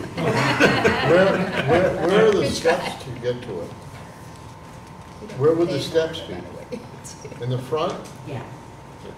Right where the sidewalk is now, it would go there and that's where. I'm saying, but would they come out past the 8 feet towards the street? No.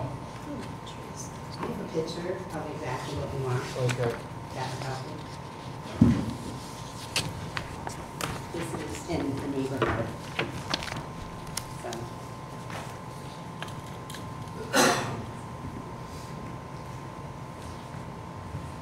So, Yeah, but that's in this diagram, where you have the 8 feet coming out here, you're saying the steps would be somewhere Yes. recessed into Where the would 8? they'd be inset into the 8 feet? Recessed into the 8 feet. So when the steps are not out from the 8 feet, the end of the step is 8 feet out? Right.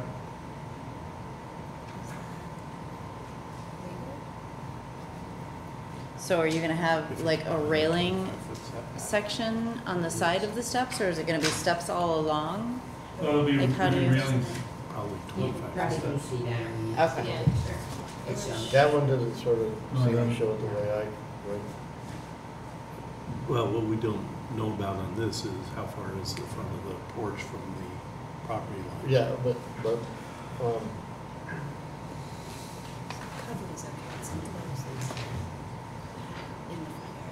No, you can't have a cover. Or, actually, it's more you can't have a porch you larger see than that one? like 6x8 or something in front of that setback, which is basically what they have now. Yep, can't pass that down to them. You've seen it? Oh, okay. Well, Do you know what address that picture is of? Yeah, it's right, No. yes, Two Colgan Avenue. 2 Look at Kogan? that. So in this picture, these steps come forward of the, Right. in this picture, the steps are Outside. outside of the porch. Oh, yes, they are. So we might need a revision. Yeah.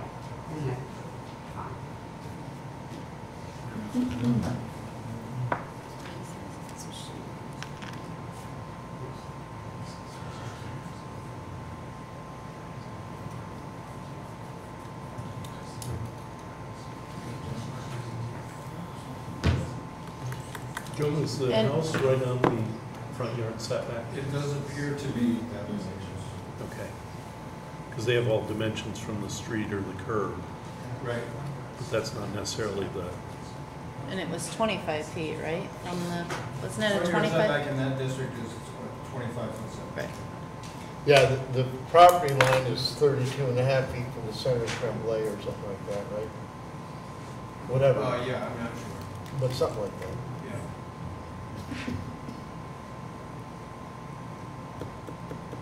The front of the, as far as you know, the front of the house is right at the setback.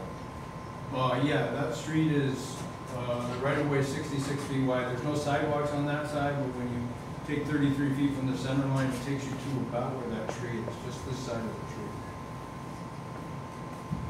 So from there, it's 25 feet to the front edge of the house, which is consistent with the other houses on that.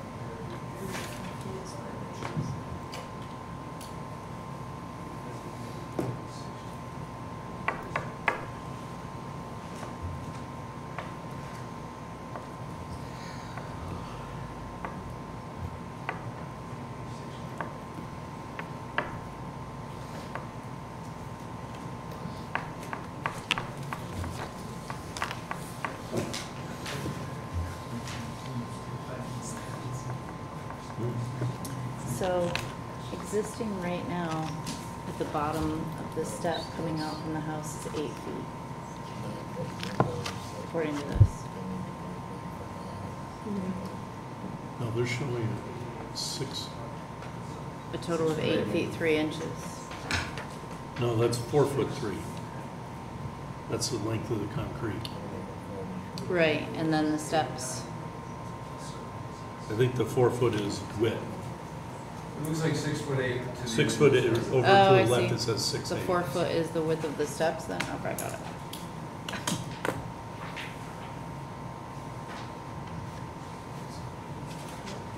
Can you go back to the front of the house here? Oh, yeah, she's got it. See the- Yep. It could be tight.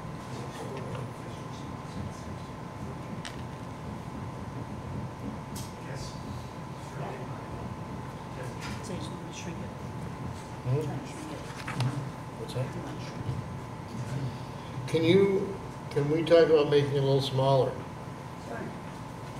I'm looking at the front of your house on her phone, and you have, quote, 9-foot window and a shutter on each side, so you can't put the porch at the shutter. And on the other side of the door, you have a window and a shutter, right? Okay. So the question is, remember when we were talking about parking in the front yard, and I said we just don't do this? Up on Kogan, Tremblay, all those streets, we are so careful about what we let go in the front yard. And people come all the time, and we all, you know. Now, do we grant them? Yeah. Is it gonna enrich you? No. It's gonna make you more comfortable. It's not really gonna make, it'll be nice and blah.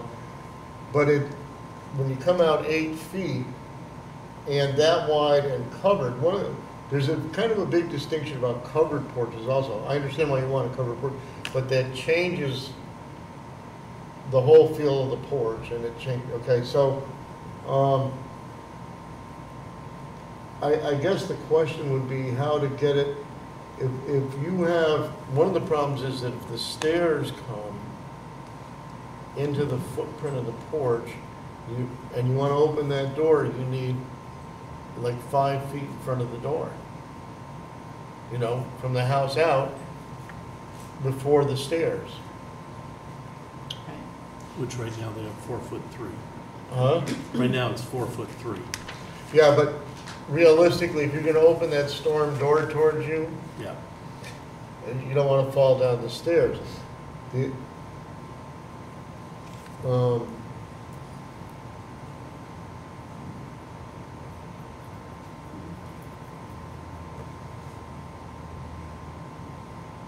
so one thought might be to have the steps partly under and partly not under. Shrink the porch to something still usable, not the 8 feet out, 6 feet out or so. I want to make sure you don't fall down the stairs when you're trying to open the door. This is my personal opinion, I'm not speaking for anybody else. I think 8 feet is a hard one to grant. I think that, I understand, if you look at your thing that is 6 feet 8 out now, but this is a whole different thing, right? It's covered and it's all that. So the question might be if you could take a 6-foot porch, let the steps come out a little bit further. Some of them would not be covered then, but they wouldn't take up your deck space as much. They'd allow the steps, the uncovered steps, to stick out a little bit from the porch. I'm saying like if it was 6 feet, it's how many steps up right now from the sidewalk? 4? Yeah. And are they normal size 7-inch Yes. steps? So it's 28 or 30 inches or something to their 20-something inches, right?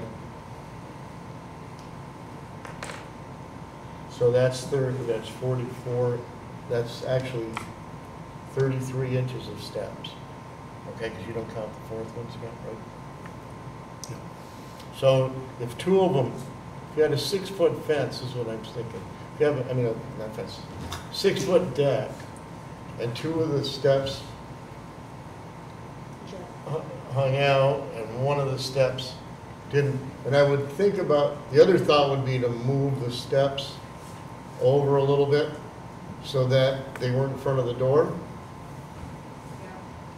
Now, you know what I'm saying? Oh, yeah. Then that 6 foot, you're opening that door, right, not a lot, 4 feet, you know what I'm saying? If you move the steps over, not where they are now, but to the right, to get up onto the deck, then you'd have plenty of room. But I still don't think they should go into the, I feel more comfortable with something 6 feet by not as long. And I'm not trying to, you know what I'm saying? It's got to be usable, and you got to be able Well, to. the only reason why we're going the width is because we don't want to split the porch in any of the 3 windows. Right. We want to come to the edge of a foot back this way. Not, yeah, right. Right, but that's what you're showing. Right. You're showing, I see the 12 inches, right? That's the 12 inches. Right. Plus, if they want it for seating and you move those steps over and then you Then they need shorten the it- porch, then then they it's don't have as gonna much. kind of be a moot point for them. What does anybody have any comments on like a 6 by 19 deck? Deck or porch? Porch, covered porch. I have a real problem with You do. it. Yeah. I just think it's way too big, and it's gonna set precedents, Right. and it's gonna be open the floodgates. I mean, we had one just down the street, and they Who's that? withdrew because they knew we Wouldn't do it, right? had problems with it. You know, you look down the street and they're all, you know, I shouldn't say it, but basically cookie cutter, they're all put in the same place. And I don't think that anyone's got a porch like that on Tremblay Ave. Do you have any kind of deck or back, porch in the back of the house? Yes. I do have some other pictures of some porches on the street, on the driveway. No. I can tell you what it is. Here's this one that's just down the street.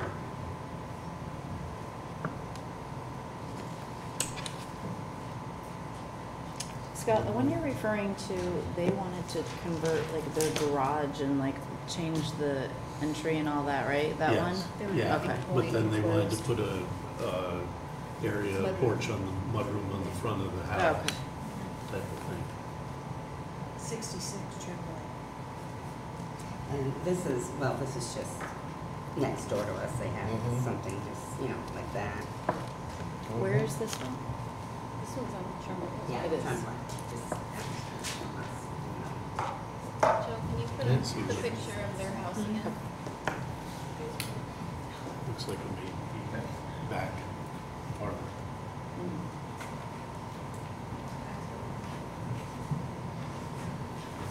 Where it is, Tremblay's one. This one's pretty large. Hmm? This one's pretty large. If Joe puts the picture up, it's not gonna be much different. Pretty beautiful. Can I see this? Look at this. That one I've seen. Hard to say that. Those are I know. but this one is very similar to what they're asking for. About the same. Yeah, it's just in a different direction. I don't necessarily know which one it is and where it is. They're predated.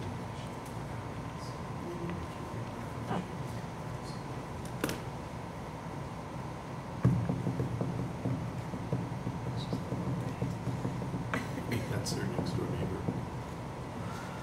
Do you know which address this one is No. It's on the same side of the street as of, you, yeah, on Tremblay? right, I'm not quite sure. No, this one is your neighbor? Yes. Next door neighbor? Yes. If you're looking at your I house, think it'll improve is this the one to appearance the of right or house. the left? If they can incorporate Our house the, on the right. the steps No. into the porch. This house Oh, in that relation to 7 yours feet, is because down they're, to the what, right or the Down, left? 4 inches oh, away down from to us. the left. So, To the Ron, left. Sorry. how do you feel about, if they're already close to 7 feet, having a maximum of 7 Is it on the feet, next block if they of Trumbull? incorporate No, the it's steps it- into the that stop 7 feet sign, okay. and don't come out any further? But that's the problem, because right next to them is there. Right. There's the first picture.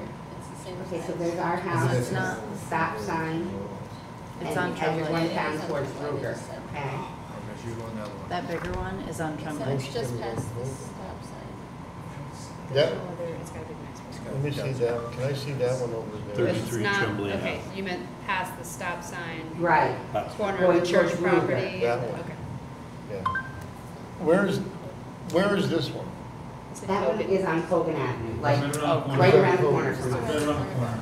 Yeah, I know, but they're And then- different Just on read the this. I think that's Durgan's, I think they. It is, it's He Harry, wa- yeah, it's he Harry wanted to- Durgan's. I have the thing there that when they were approved and all that. They're for it. close to the corner. Right, right on the corner. Yeah. They are, yeah. That was when, 2001? So, We're Yeah. looking for 8 by 19.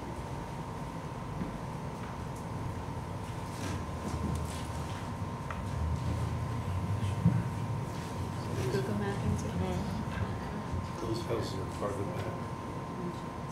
Keep the steps inside and box it off a little railing or something like that.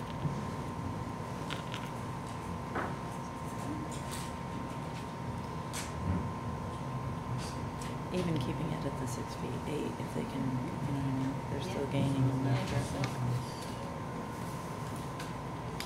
direction. Are you looking for something? Trying to find this house. Oh. What number is it? We don't know, that's the problem. Well, They do. it doesn't, let's, I don't really care about that. What, one of them that I care about is if this is Durgan on, Kogan Avenue, right? This is Durgan on Kogan Avenue, 2001, we gave a variance to him for a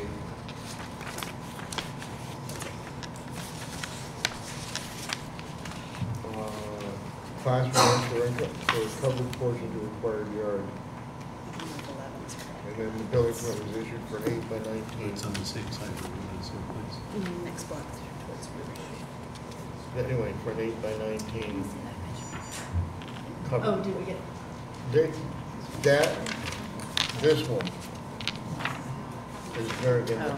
We gave a variance for this in 2001 for an 8 by 19 porch. But we'll know how far it's set back. Well, I'm assuming that it's pretty close because even if you look at this, can you go to this address, Jurgens? I can't, no, I don't have satellite imagery on. Okay. What is that address? 39 Coke. This is it. But you'll notice that it's back. The Any front of that questions is or almost comments? even with No, I mean, I don't have a problem if they set the steps the front yard setback. within, the 6'8", right? And, it's still 19 feet, I don't have a problem with it, just I because don't either. of what's just down the street. I think it would improve the look of the house, the neighborhood. It's just my opinion. And how big? They can keep their dimensions just as long as the steps are within this, even the 6'8", right? Right, Secret. no further out than the 6'8" that currently exists. Hmm? Or even 7 feet to give them a little bit of more space. I have a couple of questions. Is there the possibility, if we maintained the 6 feet 8 that you currently have as your further distance with the bottom step, of putting your steps on the end of the 19-foot? And include it in your 19 feet? Come Out to the come driveway? that way? Right. So you don't have to worry about coming out and making that space for the door to swing and all of that?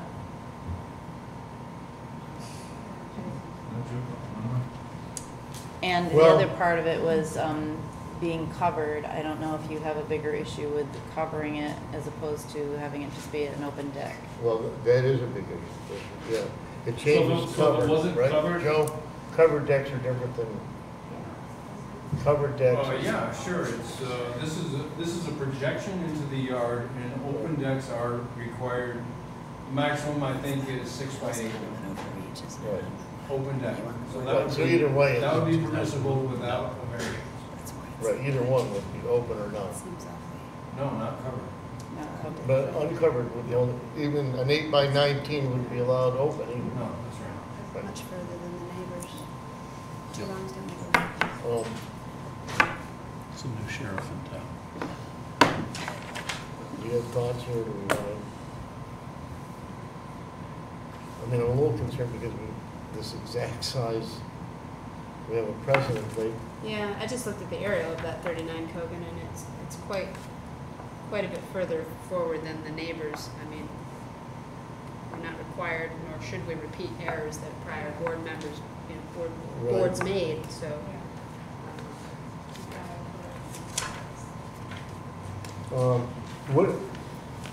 What, there seems to be a resistance to the size of it.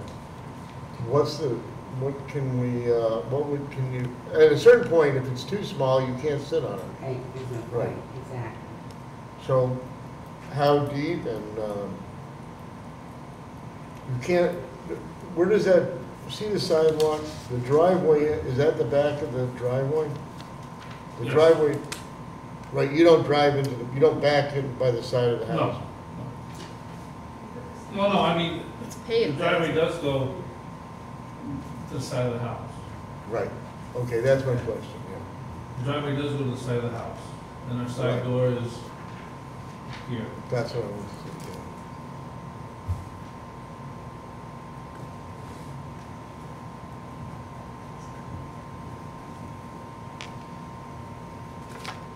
So you're talking width, like the 19, is that? I think it's both sides, I mean, but at a certain point, it becomes not practical, like, you couldn't build a 5-foot porch, and you can't sit on it. Right. Right, I understand that, so. Do you have anything that makes sense to you, or not?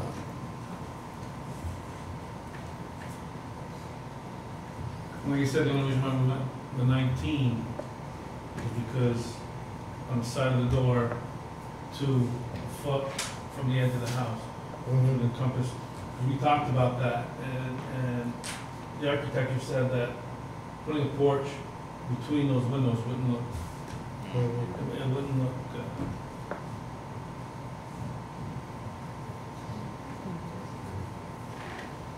And we could center the steps. Well, Instead of being right where they are, we could center them basically where that flag is. you know, I mean, we could come out well, 7 feet, if including, you put the steps, including the steps.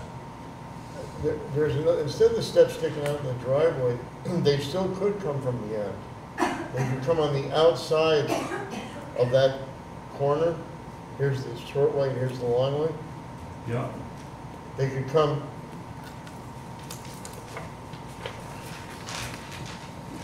So resistant to using. From there. I'm talking about in on the deck. Okay, that's what you're saying, yeah. So behind that, let's say they're 4 feet wide, you'd have a little 3-foot area there, you put whatever, but then everything over to the door would be undisturbed. Steps here. Steps here, up in the steps here. Right? And it's taking up, some of this becomes in a way what they have. So that if you went to 7 feet instead of 8, you'd have 4-foot steps or 3.5, whatever. But once you came up the steps, they could walk over into their door, they could come through, they could put the front, they could do whatever they want. Into this area right here. Still 19 foot with stairs inside of that. Stairs inside it completely. Now, what about the concept of encompassing the door and the 2 windows rather than the 3? Maybe go to What, that. you mean, what 2 windows? The 2 on the left of the door rather than the 3 on the right. They're not in the porch. I realize He's that. suggesting an What I'm saying is alternative. if He's you suggesting move, they center to the make it porch shorter, rather than. do the 2 windows rather than the 3. You mean on that side? Sure. I don't see how that. It's not much difference in length. The window.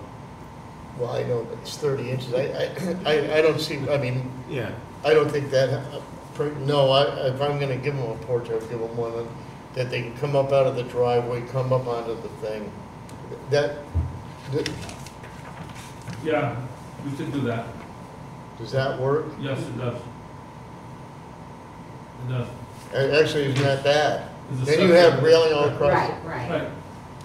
I'm gonna tell you, I understand, I have big issues with putting stuff in front yards, Yeah. but I don't have a problem if the steps are like this going to a 7 by 19. The only issue with your idea is that it cuts about 3 feet of their sitting space. Oh, I mean, I know that. No, because they lose it here when they were coming into the door, they lose it from the door. But they've already they lose it for the door anyway, because if it's just a covered. well, Yeah, I but guess- then the I guess steps have to there's- stick out. Well, no, not if they include the steps in this area. You don't have enough room then to open the door. You can't just open a 3-foot door without falling down the steps. You need like 5 feet in front of that door, 6 feet.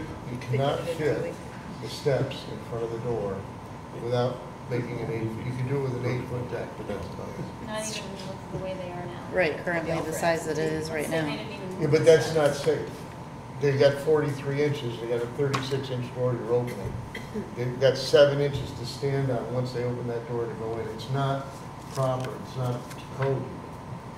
Right? You need space in front of the door to open the door and be able to stand outside of the open door. That's a code issue. So I don't want to make them, and it's unsafe. You're backing up and falling downstairs. So yeah, they lose some sitting space, but you know what? We're also not in the sitting space business. I know, but that goes back to the point of why they're building a porch. That's why I Right, just want to make sure. but what they get now is in front of that door, they can open the door from the side now, because they're coming up to it, they're opening the door this way and going in like that. They can have a space in front of it. They've got 3 feet, or, the door's gonna open 3 feet, they got almost 4 feet in front of it here. They can have plants, tables, Yep, I see what you're saying. I mean, you know. But I'm partly swayed by Cogan Avenue, honestly. I mean, and you're right, I don't know as we carry, but that's part of this whole precedence thing that other people before us and other people after us are suffering from precedence. Right? But I don't have a problem with the one 7 feet by 19 feet With the steps included. with the steps like that. But it's up to people, we don't have to all agree, right? So, I'd like to do this first, I'd like to at least do the seeker.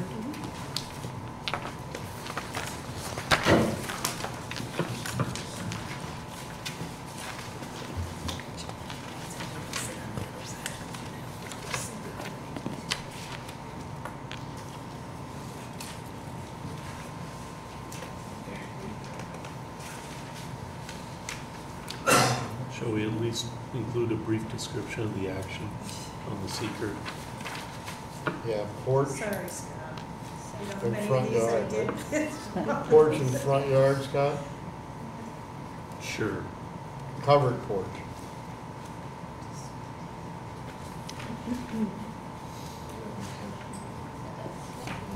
Yeah. Does anybody have any issues with the seeker? If not, I'm looking for a motion regarding the chair's ability to check boxes and sign.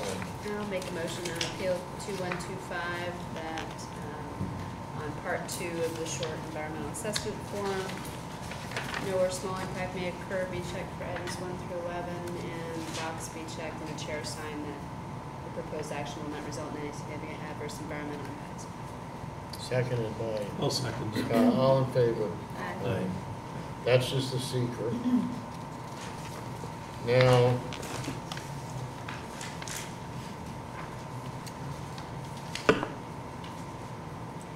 regarding, I'm sorry, does anybody have a comment on this? Yeah, Carol. I'm sorry to say, but I disagree with you a little bit. Because the boards, another board gave permission or granted a similar structure, does not make this granting, offset Right. doesn't make it correct. My concern is that it's covered, so maybe they consider not covering it. And the other concern is that it's in the front. I mean, if you look at the back of their house, they have a very large deck in the back, they have a pool. I don't know how deficient this will make them for open space because now it's covered, and I think that creates a deficiency in open space. So the other thing is that it's going to create a domino effect.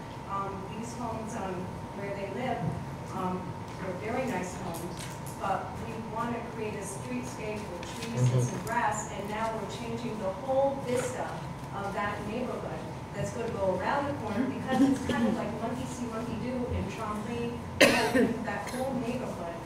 It's high end, it's a nice neighborhood, I wish I lived there, but I think that if they want a porch, I think the thing to do is discuss having an open porch, reducing the size. I like the idea of the steps on the side coming off the driveway to incorporate it into the deck so that you're not having to come out so far, but that's still a humongous deck. It's right in front, they don't have much of a front yard. So those are my concerns. I asked the board to not grant this with the alternative of having a covered porch. Okay, thank you. Any other comments from the public? I'll close the public hearing portion. Joe, is there an open space issue? No coverage or open space issue. They're required they can't exceed 25% coverage in that district. They're currently at 11.5. This would take them to 13.1. Okay. And they're providing about 80% open space, and they need to provide 50. Thank you.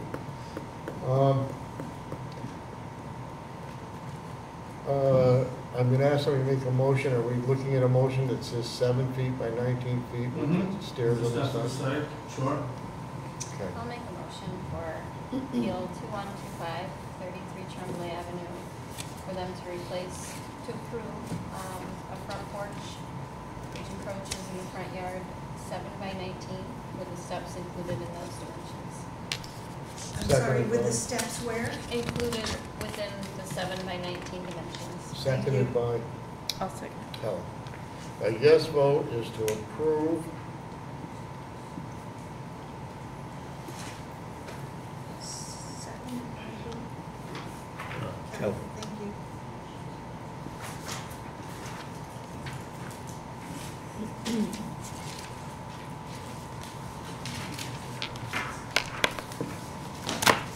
And we have 3 yes votes and 2 no votes, which is, but I'm gonna go around and ask people why, because we do that when we have mixed ones, but you are approved. You need 3 positive votes. But go ahead. I'll start. Yeah. That's what I'm starting with. Yeah. I just think it's too large and too much into the front yard setback. And I kind of made up my mind before Carol even said anything, but I do agree that we need to, the minute we start doing this, it's gonna just come right back around, and pretty soon every house in the street's gonna look the same way. And I think it's too close to the street.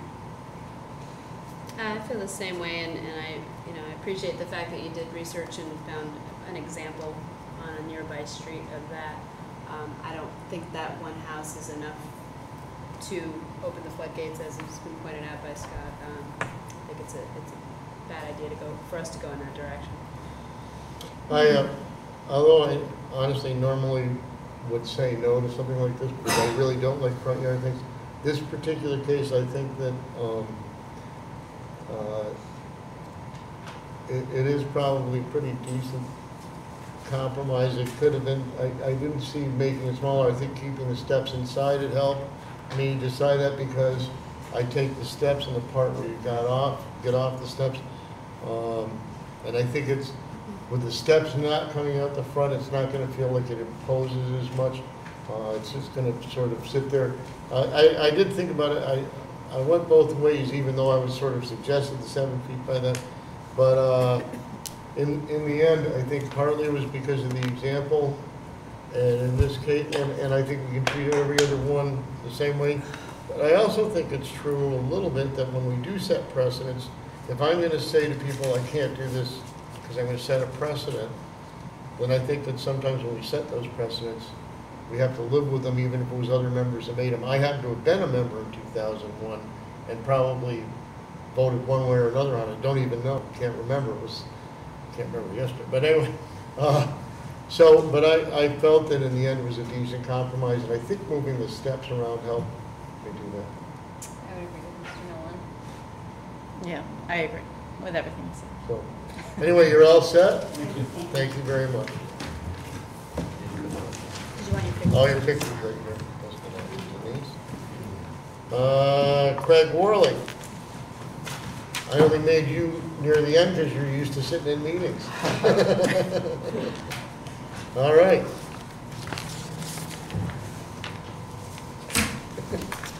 All right. Class B variance, build garage that exceeds required height for accessory structure.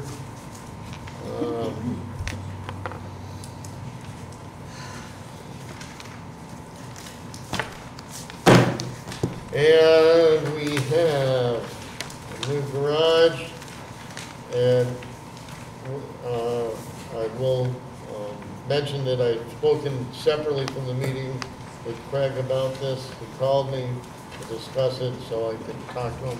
It's fine. I know him otherwise besides.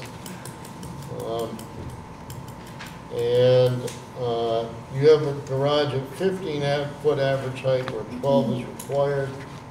I got a question for you.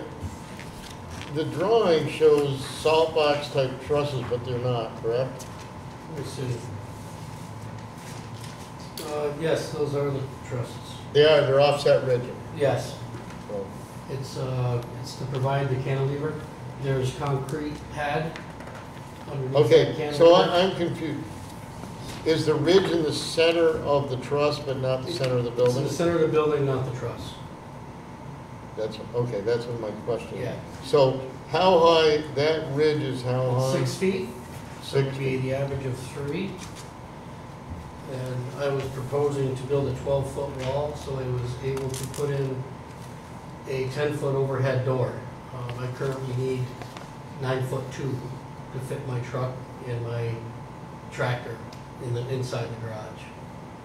So that's the reason for the height of the. Can you say that again? What do you need again? I didn't hear. To park my truck and my tractor and a trailer, actually, essentially, inside the garage, I need 9'2", which would be a 10-foot garage door instead of a conventional 8-foot or 7-foot. What's in the rest of the 44 feet? In other words, you had this 10 by 16 door, so that's like 2 spaces with, then a door. What's the rest of it? The rest, there'll be a window on each side, and then it's just storage space. The slab is pre-existing. Right. So that's the size of the slab that's there now. I see. So we're just building it to the size of the slab. Size of the slab. Yeah. What was there before? It was back with base housing. It was more of the units, basically. If you look at the picture Joe had up beforehand, the garage foundations are right in front of it, or behind it, I should say. There's 2 of them there now that exist. Actually, the one in the middle of the 2 was taken out this week. So, and eventually we plan on taking that second one out as well. These are slabs at one time Kenny was going to join together or something? He did similar to all his. Or is that apartments. that's another lot? That was the other lot. That was Right. well, 38 back up through Iowa Circle. He actually did use a lot of these foundations. Right, but he connected them or something, right? Yes, he did. Yeah.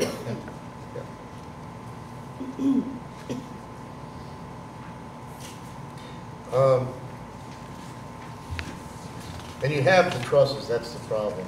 I ordered the trusses. I came for a building permit, and we put a rush order on because we found out they were moving our closing date up for our house. So we had to move it out. We were going to use it for storage, so we currently have our stuff stored somewhere else. And then some of the building materials we were going to store in the garage as well while we build. You obviously can't, I know you can't return the trusses, you can't use them on another project or anything. I have no other projects, something like that. Right, yeah, no, I understand. Plus, it would, if I went lower than the 512 pitch, as you know, it gets tough for that size of a span.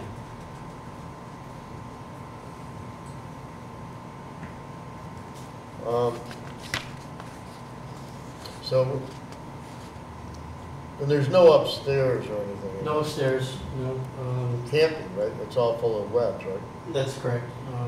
In the back part of our property, we join to ARC property. There's something like 40 acres there, so something like that. What's going to be Connecticut Court? Is that what it is? I'm not even sure. I knew it. Is it the property on Connecticut? It's the. At present, I believe it's zoned light industrial. Oh no. It's the ARC property? Yes. It was zoned light industrial. Yeah. Anyway. Way back before. I don't know if they had it changed or not. So Yeah, I'm not sure they might have. I don't what know, but I know it's been. Site plan's been approved. I'm not sure if that's the same property. It very well may be. A couple issues. We have to have an overhead door person on the board. I use them. I know. Oh, you can say that. No, it's okay. But there's 2 questions here. Sure. Your real interest is to get your tractor in that's 9'2". Tractor in the truck, correct. Okay, so let's just, can you buy 9'6" overhead doors? 9'6", 9'9", 3-inch increments. So you could get away with a 9'6" overhead door, right? Theoretically, yes. Well, I'm just saying. That would be tight. Huh? I would recommend, with 9'2", I'd recommend 9'9". Okay, minimum. but, well, okay, you can get away with a 9'9", is it a big deal, is it a custom door? No. No.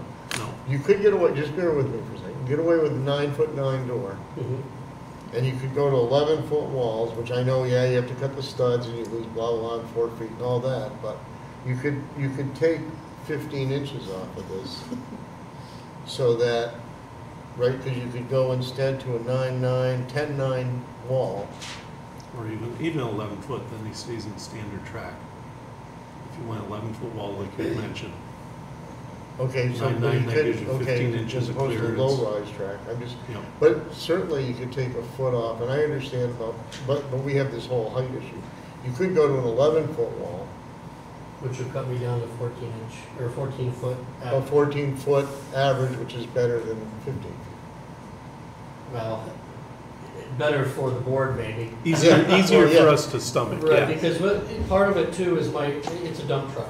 Yeah. So it's a dually with a truck that goes up, and when we do the maintenance on the back, we have to lift it up about 3-4 feet in order to get into the mechanics underneath the dump. I know, but, you know, this is a residential neighborhood, right? Mm-hmm. Right, so it's not our business to make it seem, and I'm not trying to be, you No, know. I but- understand, I'm just giving you my reasons. Yeah, I know, but to have it, that whether or not you can work on trucks or, and I'm not trying to be difficult, but I mean, realistically, there's a reason, part of the reason for garages averaging 12 feet especially in neighborhoods, has to do with the impact of the activities in the garage, because in a 12-foot average height garage, you can only do certain things. That's why, as an example, you don't have an upstairs, but you can't have an upstairs. You really can't fit an upstairs in a 12-foot average height garage, so that eliminates people having activities upstairs over neighborhoods. And in the same sense, the 12 feet, if you built this garage, part of your problem is that you have these trusses. No matter what, it'd be impossible to get a 12-foot average height with 12-foot walls, no matter what you did, right? So if you did a flat roof even, or you did a 1/4 on 12 EPDM roof or whatever, you'd still be over the average, one way or another. So I guess that's the question. In other words, I don't see, you know, I don't know, we can talk to the board. I'm going to ask for comments now and questions. Do you have comments or questions? No, I think we've kind of covered most of them. Do you have a feeling about it? Do you have I think it's big for the location. But The other height than or the that, size of the garage? just the overall size of the garage. Well, it's an existing piece of concrete, that's why I made it that size. Yeah. But it wasn't a garage. That portion wasn't, no, but there were 3 garages right next to it. Okay. Yeah.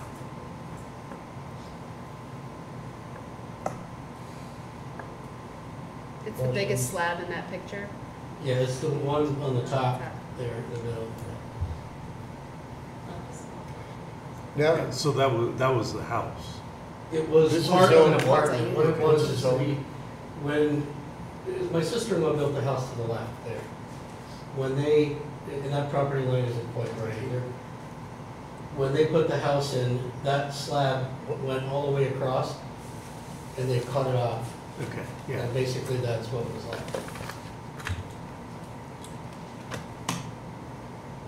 Go ahead, talk amongst yourselves, I'm looking something up. Or ask questions or whatever. I want to And it's a double lot, I will mention that as well. It's an oversized lot.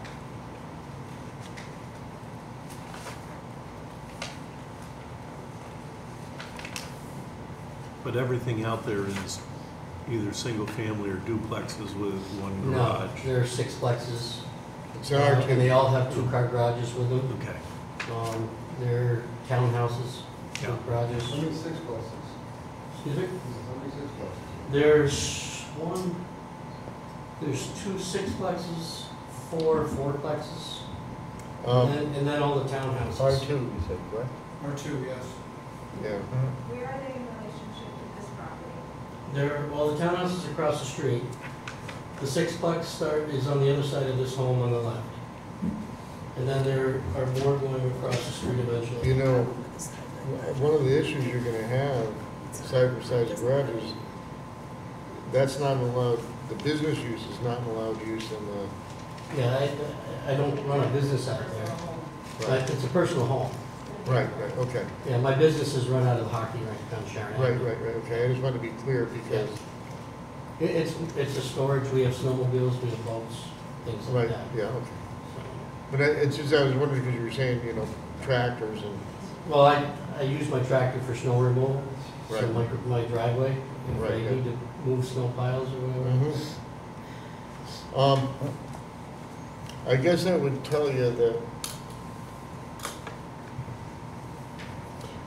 I think it's tall, I think it's big. I mean, I understand why you have, because I'm not saying, I'm not white, so, I mean, you could, I guess, I suppose, remove part of the slab and not make it as big, but it's there. I don't have as much of a problem with the 40, honestly, with the 44 feet long, as long as it's attractively done, which I'm not concerned about. I think, though, that it gets, I don't really like the 12 feet, I don't know. I can cut it down to 11 if that makes it work. It makes me feel better. The 14, I've often been involved in granting variances at 14 feet average. I know it sounds arbitrary, you know, but you make these kind of decisions. Absolutely I do. Right. I don't have as much of a problem with that. It just seems a little less imposing to me. I mean, I'm not gonna worry about the 3 inches or the, 9.9 or 10.9 or something like. And I just think it would make a difference to me. In the future, of course, we all learn that we don't buy trusses till we get permits. No, I mean, I'm not being, but No, in a sense, we're talking I about didn't even know that until, like Oh, I I said, know. I met with Joe and. Yeah, so, and one of my problems, of course, when I say that to people, I build a lot of stuff, so I expect that people know all this stuff that we come to know, just like you know about plants, and you expect, don't you know, if you don't water that, it's not gonna live, or whatever it is. So, I mean, I don't know how the board feels. I'm gonna open it to the public. Does anybody have a comment on this? Yep. Okay, I just think if we, I understand it's a double lot. We bought it as a double lot, and their neighbor is their sister-in-law or relative. How far is their lot line to this garage? Like, they meet all the setbacks for this garage? Yeah. Because Yes, it's we do. pre-existing, but they're building a new one, so they meet the new setbacks? They need all the new setbacks. Okay. It's only height. The only issue here is height. So I like the board has voted on these issues before related to purchasing materials ahead or building something ahead of getting Right. approval. And they told people in the past that, I'm sorry you brought it, but I'm so sad. I like the idea of Sometimes we do that. Yeah, I like the idea of a compromise. I would ask that the board continue the conversation about lowering the height, because it seems like the size is not really the issue, right? Because there were already garages. Okay. So, Thank you. Any other comments? Close the public hearing portion. Have any questions from the board? Other comments you want to do this evening, or what do you want to do? Just out of Scott? curiosity, Craig, where are you going to be building your house on this lot? We're in the process of finalizing our plans now. Is it Oh, gonna you be mean on? where? Yeah. Oh, I'm sorry, I thought you meant when. No, where? It's going to be, well, Do you want to point it? Yeah. All she wants to know is, are you building it on that lot? Or are you saying? Yes. Where on that lot are they building it? Just push it. the lot line will be here. There'll be one lot here, and then we have a double lot on this side. Our house will be right in this area here. And the front of this And the slab garage showed is facing, Right here. And where's the slab again exactly? The slab is there. right here. and your doors are gonna be facing Yeah, where? the slab is this part right here. This is the concrete pad that's underneath the overhang. So that's, What's the it's other about a part? foot lower. What's that other part? This here is the slab. That's the slab. Right. Okay. Does anybody want to do the secret? Do you have more comments? Joe, this large overhang, does that go against coverage? There is a small amount of overhang that's allowed to go. Yes. That doesn't go against coverage, but this may exceed it. Against coverages in green space? Yes. Yeah, we shouldn't have any trouble with green space. I think it does go against coverage. 3 feet is what's allowed to be exempt from that. And this has 8 feet. Okay. All right, so on the seeker, I'm gonna change it to build garage at 14-foot average height.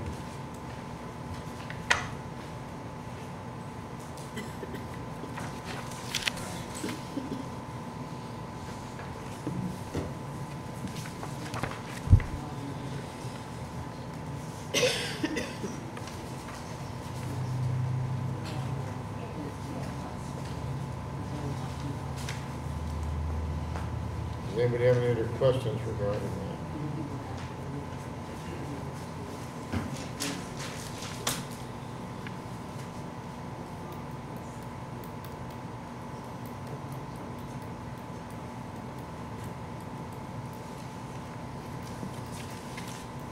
Is there any limit on the size of accessory structures?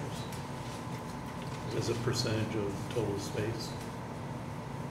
Is Total percent area? green space, no? No, total You're asking area. if there's a maximum size on accessory structure? Yeah. Yeah. Okay. In the town, they can't be larger than the principal structure. Yeah, it doesn't spell that out in our code, but essentially it's supposed to be subordinate to the principal structure. But doesn't, in the town, it actually says. Yeah, I don't think it actually Yes, says no, it doesn't. Okay. Okay. Seeker, any comments, questions you want me to sign? Who wants to tell me to sign and check and sign? I'll make a motion, appeal 2128 that no or small impact may occur be checked for items 1 through 11 on part 2, and the box be checked indicating that no significant adverse environmental impact will result from the proposed action. Seconded? Second. Kate, all in favor? Aye. Appeal number 2128. Does somebody want to make a motion?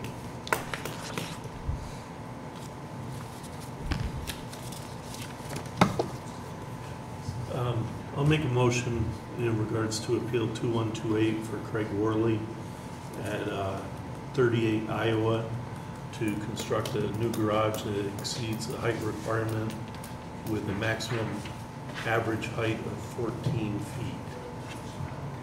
I'll second. Seconded by? Me. Kathleen. Okay. The yes vote is to approve. Maximum, right, you said, Scott? Excuse me? Maximum Maximum height? average height, 14 feet.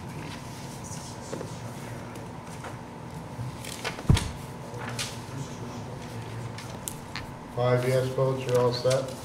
Thank you very much. Thank you. Have a good day. See you soon. This all of it. She can have that too. She can have Anna control. Keep it hotel. No, I'm keeping hotel. No, that's it. It's just wait. It's industrial. All right. This Oh, is she's something- gonna have Barbara. I'd be pissed if I was. Oh, here we go. See you live. Okay. Thank you for your patience. Ready for us? Conveyor belt. I understand your strategy, you're trying to wear us down. You want me to dig up an easel? I didn't know that you had that. This will work. I just, you know, we can use it or we don't have to, whatever. Let me just check and see if there's one right back here. Joe, I think they're in the this old council in the corner. Okay, let me check here. No, it's. All right. Good evening. Good evening. I mean, I did have these last because there were all these little ones that I felt like we wanted to spend as much time as we wanted. When did you came to us back in August of 2016? October. Yes, October. October was the The first application, meeting. yeah. I have an application though from August. Yeah, the map and stuff, yes. I've been working on this for a year. No, right, but that's what I'm saying. But what was the first meeting you came to see us at? October. October. October, we sent, I know, we sent you to, We didn't want to do our secret. we said we wouldn't be lead agents. Right. And so you went to, we sent you the We planning sent board, it to the who planning now board. said, who just did the seeker last month, right? Correct. And that's after, I just want to understand, that's after the archaeological thing? Yes. And whatever else They have not approved your site, and you gave them a different site plan last month, is that correct? I'm not talking about different than this, I'm talking about different than what they had originally. The original, yeah. 'cause The we original had- one is the one I have in this, right, from August, October. Probably, yeah. That's changed. I don't even care about, I've had this all this time. The original one was this, which had different numbers of garages, Correct. different principal structures. No, that hasn't changed. Yeah, it has. Oh, it has. We Yes. combined the two, We come, Right, didn't yeah, you? yeah, yeah. Right, you changed it. Oh, This, couple from that. I don't even care what this was. What happened, we had 4 planning board meetings and we kept taking their Right. feedback and that's what Right. we have now down to what they want. So- Right. And is this plan that we have the one that they have now? Yes, and with the exception of some fine details that have been progressing as the design becomes more final. Right. But there is nothing different, so I have brought copies of what was submitted to the planning board, if the board so chooses to look at them for reference, but there is absolutely nothing on what was submitted to the planning board last week that would modify, for the purposes of making the variance approval. Okay. So, I just want to make sure I understand that and we're clear. We had the old one, you went to the planning board several times, they talked to you about recreation space or whatever, all Recreation, those, circle driveway, whatever they garages, changed. outside storage. yes. whatever they changed. Well, not changed a little bit. Right, right, so whatever they 10% suggested or change, whatever, okay. From the original one, yes. From your very first one. Yes. And then last month, June, right, this is Right. July. In the June meeting, you brought them at the meeting a new plan, which is pretty much this, except Yep. this one also incorporated whatever comments they made at the June meeting, is that correct? Okay. We've been trying to respond to it. Right, I'm just trying to make sure we know where we're at. So right now, this, we're considering the last plan, the planning boards saw, plus Plus the incorporated a comments. few comments from this June meeting. How about I simplify it? What we submitted for this meeting is what is before you and what is before the planning board. Right, The that's fine, exception that's of what I wanna just make. minor, like, Yeah, I where don't the care. water line's gonna go, or the fine details on the stormwater. We don't have, like, I don't care where you put the trash. No, I mean, I'm not, that's not in our jurisdiction. Right. Right. I'm not gonna talk to you about outside lights, right? That's not in our jurisdiction, so I just want you to understand, That's all our about traffic. jurisdiction isn't about traffic. It is, no, because they've approved the seeker, which dealt with traffic also, right? Well, it does. Yeah, to some extent. Well, it asks about it, it talks about Yeah. seeker. Yeah.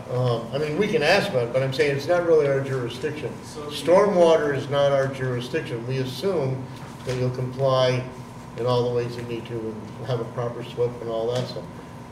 Our jurisdiction here, what we're talking about, isn't color of siding. It's not any of that. It's principal structures, number of dwelling units. Are those the only two things that we're concerned with, Joe? Am I correct? Number of principal structures, number of residential garages, and number of dwelling units. Right. Number of principal structures, number of accessory structures, and number of dwelling units. And that's all because we're not 5 acres, yes. That's right. And we never give, I can tell you this, we never, I mean, there's very few things I'll say this about, we never give a variance for smaller than a 5-acre PUD, ever, never. Because we can deal with it with variances for number of structures or number of dwellings. And that is something that we've done fairly often in the city. Doesn't mean that it's automatic. If somebody came to us and said, I want 100 units, we might say that's too many, we're not gonna give you 100 units, you're only allowed 24. Or 50 buildings, or what, you know, in other words, it still has to meet our thing. I talked to Joe a little, I'm just, some of the stuff they do and don't know. I talked to Joe, we talked about the density allowed, correct, Joe? Yep. And this meets the density, other than the fact that it's not a place, but it meets the density for the lot size. We also talked about, you could, and you could subdivide this into 4 lots, No, 3. or into 3 lots, I'm sorry. Yeah. That was my mistake. Okay. I sat down with Joe and Kevin, we went through it because of the depth. Okay. It has to be the width, there's Right, some kind of right. formula. coming with But how 3, many- and if all you- 3 would be over the stormwater threshold of 1 acre. Right. So I end up with 3 of them, plus there's still no sanitary, I need 3 lots. No, I'm not saying you should do that, but, and how many units would you fit on 3 lots? More than this? So at least probably, yeah, at least 75, 80. Right, it was, right, something like that, isn't it? Each lot could have up to 24, now that's assuming they have enough room for parking. Right, yeah. Right. Going by that formula, yes. Right, This each is- lot could have, but you could fit 24 on a lot. I'm saying the Yeah. lots would be big enough. Yeah, unless it's 5 acres, you're allowed 1 building and 24 units. Right, but I'm saying, but the lot itself would be big enough to, if you divide it into 3 lots. I'm not suggesting, I'm just saying, I want to. This is for 151 lots. What's that? 151 dwelling units can fit on that, according to the Right. table. According to the table, but it depends on open space and parking. And Yeah, I went through and I pulled out some of the things that you're talking about, the Right. presidents before. Up by me on Ruger Street, what Vince did with the Aaron Right. Heights, the first one there, he has 24 on 1.99 acres. So if you went to 3.77, that'd be 46 units. And we're doing 46 on 3.77. So we're pretty much in line with him. If you go to 226, 230 Ruger Street, which has 12 units, it's on 0.83, Yeah. that'd be 54 units. So basically, we're in that ballpark and a little bit less than Right. what has been going. Yeah, the issue isn't so much that density is taken care of by the formulas the city has as far as how many can fit on. The real 2 issues are, and the ones that are probably more pertinent, are areas where we granted variances for more than 24 dwelling units on a lot. Examples are Catherine Gardens in the city and Tall Pines. Now, Tall Pines was a planned unit development because originally that lot was 9 acres. And then when they came back for the subdivision, because the bank wanted, I'm just giving you some examples, the bank wanted it. The bank wanted to be able to mortgage the first phase 1, right? That was 32 units. They came back to us so that, and we created a non-planned unit development. And we didn't make it a planned unit development. That was, gave a variance to have 32 units on that lot, right? With, A lot of accessory structures, yeah, a lot of garages. not separate though, right? Are they? I don't think they're separate. They're attached. Are they, Joe? I don't think so. I'm hesitant to say right now because I'm not positive. I can go find I out. believe they're attached. Huh? They're attached. They're attached garages, yes. So, but that's sort of really the issue, what you're best compared to is projects like that. I don't care, I mean, I understand about Vince's, that density, but when we compare you to, if you take Catherine Gardens, 31,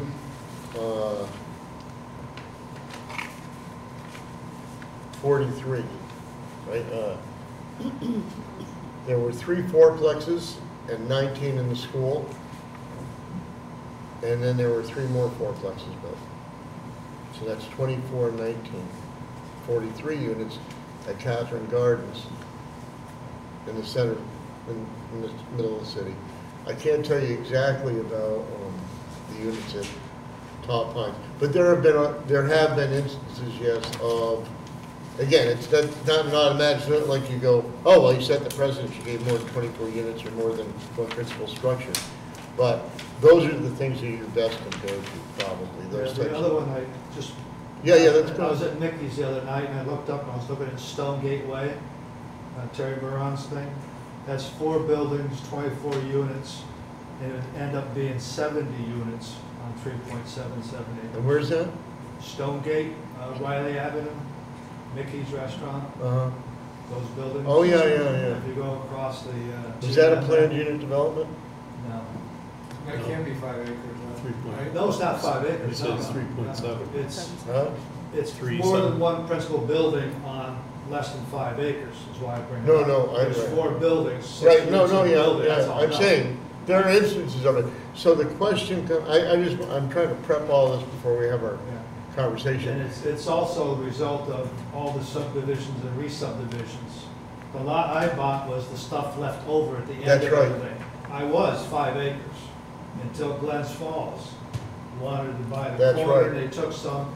And then when Lewis Heights came in, their lots were just a little bit less than 5, so they made those 5. And so consequently, this lot, which used to be 5.3, got cut down to 3.77. So that's what was left over. And that was Park selling that lot off for the bank. Yeah, Right. from 2006.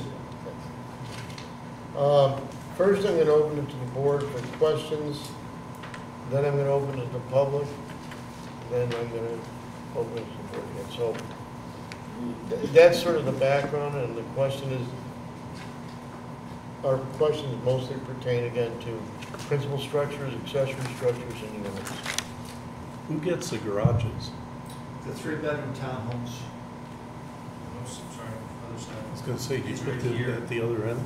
Yeah, so I'm used to looking at it flip the other Ah, way. okay. Not upside down.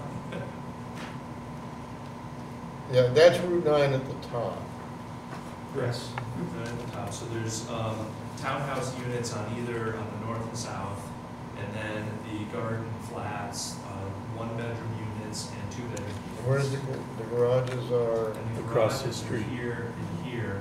Now, when this was 8 units, there was 4 and 4, but now this has been reduced to 6 units, so it's 3 and 3 with storage, individual units available for the. There are 6 3-bedrooms, that's it? Yes. Yes.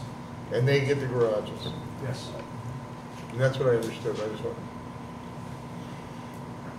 Okay, so the storage on the sides of the garages are for the 1-bedroom units? And 1-bedroom and the 2-bedrooms. We have storage at the end of the 2-bedroom towns, at the 2-bedroom gardens and the 1-bedroom gardens and on the garages. There's 40 storage cubicles that are attached to the buildings for the other 40 units. The 6 3-bedroom units have their garages for 12 by 24. Normal cars are not even 18 feet long, so they have a good 5 feet or so at the end of their garage for storage. Plus, all the units have plenty interior storage, but the planning board had a fear of finding bikes or something like that, and play equipment or other things, chairs, sitting outside on a deck for wintertime. That was one of their comments. They wanted to make sure there's plenty of storage and additional storage. So we cut back on the number of 3-bedroom townhomes and number of garages to create the storage. And once we add those storages, it adds up to the lot coverage. Yeah, there was some discussion at the beginning about different progression of design drawings. We are at the point now that everything here is completely, it's designed, it's feasible.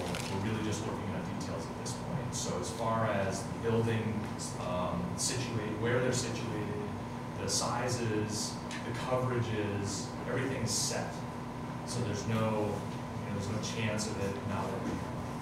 They even went over and dictated that we're going to put in a limestone with certainty shingles, square cut shingles, and maroon doors and black railings. They picked out the colors. They requested that we go with limestone and grays. So we even went that way with it. And this kind of centralized development here really works, particular for this project for stormwater for one, and for shared open use space and wastewater. There's no ability to tap into sewer line here. It's a pressure line. So because of doing this all as one, it can be drained to one pump station. There's already an easement that establishes to take it over to New York Avenue. But to do that as an individual lot kind of scenario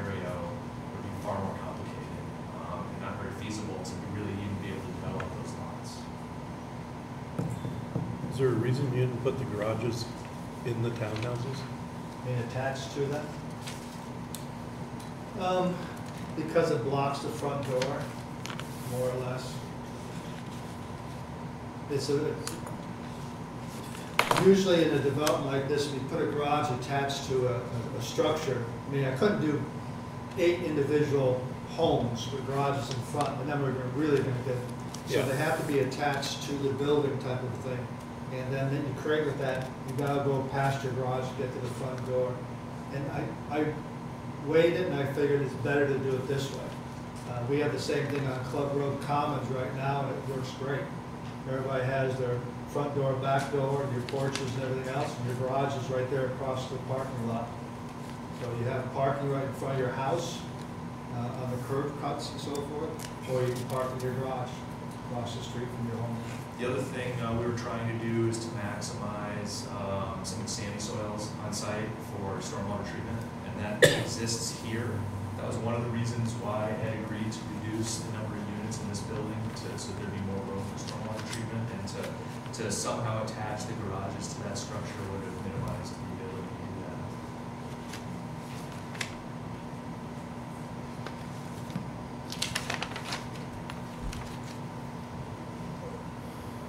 You know, I'm going to tell you that I was originally pretty, on the first plan, which I didn't look at very much, the minute it stopped coming to us, I just sort of put it away because I figured it was going to change, and I didn't want to have it. But I was honestly, I was pretty concerned about density. Like, I thought maybe too dense. I mean, I'm just telling you that was just because everybody wants to be too dense. I mean, I'm not being, you know, I build a lot of stuff. I understand density and building and packing stuff in, but and it's been reduced some, and I think that, you know, I mean, I look around at the amenities on here with the tables and even the basketball, but I mean, the whole thing. And if I look at this from Route 9 going by, again, this is in our jurisdiction about how you lay it out and all this stuff. But you're seeing the ends of the buildings. You're not seeing. You spent extra time on the details. You're not seeing this whole big front of this massive thing looking at you. I mean, so do you have like an illustration with the elevation from the road, from, I guess, Route 9 and? The individual buildings, yes. There's one of these, there's the east and west. Do we have the end walls? Yes. Yeah, they're on there, yes. And as far as the density, if this was 4 lots, you'd be looking at close to 80 units on it, so I mean. Hey, can I have one that I can hold up? Can I have one? Oh, sure. I'll give it a minute. The addition for a passerby is not going to be just to see the end. Yes, see, I don't have that. They're more likely Ed, to how see come this one has a different? Because it's a different building. Oh, that's 1 bedroom garden, I see. Oh, I'm sorry, yeah, each of you have a different floor plan, sorry, okay. I should have Yeah, said that's that okay. too. But These to are the answer her, gardens. Which one's that say, 2 or 1 bedroom? that's the end walls of the 2 bedrooms, so 1 that's this bedroom one? garden flats. That's right. 2 This bedrooms. helps. Here, that's a townhome. Yep. Okay. The townhome looks different. This is the 2 bedroom townhouse, so I want That's this one. the 16, this is the 16 units at, the 2 bedroom townhouse is these 16 2 bedroom units. The, Two bedroom townhouse are. 2 bedroom townhouses over here. okay, over here. This is a 3 bedroom townhome right here. These are the 2, except there's only 6 of them now. So there's 3 of these. 1, 2, 3. No. Oh, no, It's 6. 1 building. 1 building, It's 1 building with 6 townhomes in it. right, on each side. Because it's kind of a. No, I know what you mean on each side. no, you only have 1, Right here. Oh, where is it, right? yeah, what, Yes, this sir. is 6 3 bedrooms. Six. What's this? This 2 is- bedrooms. Oh, this is 2. This, This is right here. This is what you'd see from the road, right? That's, Sort of. You can see a little bit of the side. this is a 3-bedroom also. You have that one, I have this Somebody one. has a 2-bedroom, I don't have it. I have the 3. I have the 2-bedroom townhouses. So this is One, what. one thing that you'll notice in the angles of the buildings as well, is, I mean, if you're on Route 2, what you'll see, is also the front of the building. You're not just gonna see the ends. Yeah. So, Can you say that again? If you're on Route 9, for instance, traveling north towards the traffic circle, when you look into the site, you're gonna be seeing the fronts of the buildings as well as the sides. It's not gonna be just limited to that. And that's one of the benefits of this kind of layout of the different buildings. You won't get just one long or one building. It'll show more of a cluster of things happening to kind of break up that view line.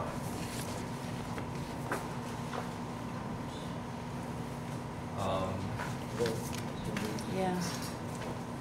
so, I don't know, I mean, I'm just gonna, I'm gonna open this to the audience in a second. Yeah, I can't, if you're going by the comment that was made at the planning board, the person who made that comment is new to the planning board, and that person was insisted that we're in a PUD zone. And then somebody says, no, they're in RC2, and she says, no, this is a PUD zone. I know it's a PUD zone, and they can't do this. And somebody said, no, it's RC2.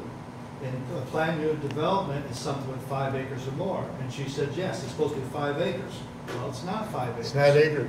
I know. So that comment was by one individual who had a misconception of what the zoning was and what a PUD is, special use permit, and the whole works. I don't So, think that's mean, accurate. I don't think that's an accurate characterization of what. Huh? I don't think that's an accurate characterization of what Marissa's point was. No, he's Marissa, not, you he's not talking about talking Marissa? about Marissa. Oh, okay. Gilbert? Yeah, she sent something in today. No, it was Krista. No, it's not Marissa, not the letter we got. No. No, we got a letter from Marissa about that it was density and stuff. This is a different machine. And that this is a way around PUDs. I mean, this is because you don't have the. No, those comments were in the minutes that you guys.